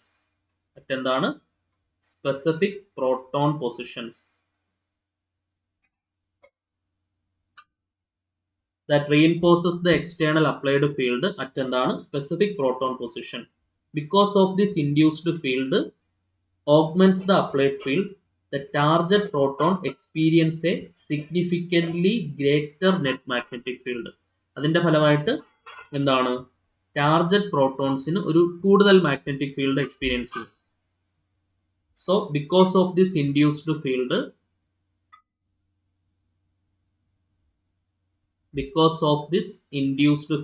ഈ induced ഫീൽഡിന്റെ ഫലമായിട്ട് എന്താണ്? The target proton experience a larger or greater net magnetic field. The target proton experiences a greater net magnetic field. അതിന്റെ ഫലമായിട്ട് target പ്രോട്ടോണിന് ഒരു കൂടിയ net magnetic field ഉണ്ടാവും. Okay, this reinforcing phenomenon causes strong nuclear deshielding. അതിനെ നമ്മൾ വിളിക്കുന്ന പേരാണ് പാരാമാഗ്നറ്റിക് ഷീൽഡിംഗ്. ഈ എന്താണ് റീഇൻഫോഴ്സിംഗ് ഫിനോമിനൻ വളരെ സ്ട്രോങ് ആയിട്ടുള്ള ഒരു ഡീഷീൽഡിംഗ് ഉണ്ടാക്കും. അതിനെ നമ്മൾ വിളിക്കുന്ന പേരാണ് പാരാമാഗ്നറ്റിക് ഷീൽഡിംഗ്. This reinforcing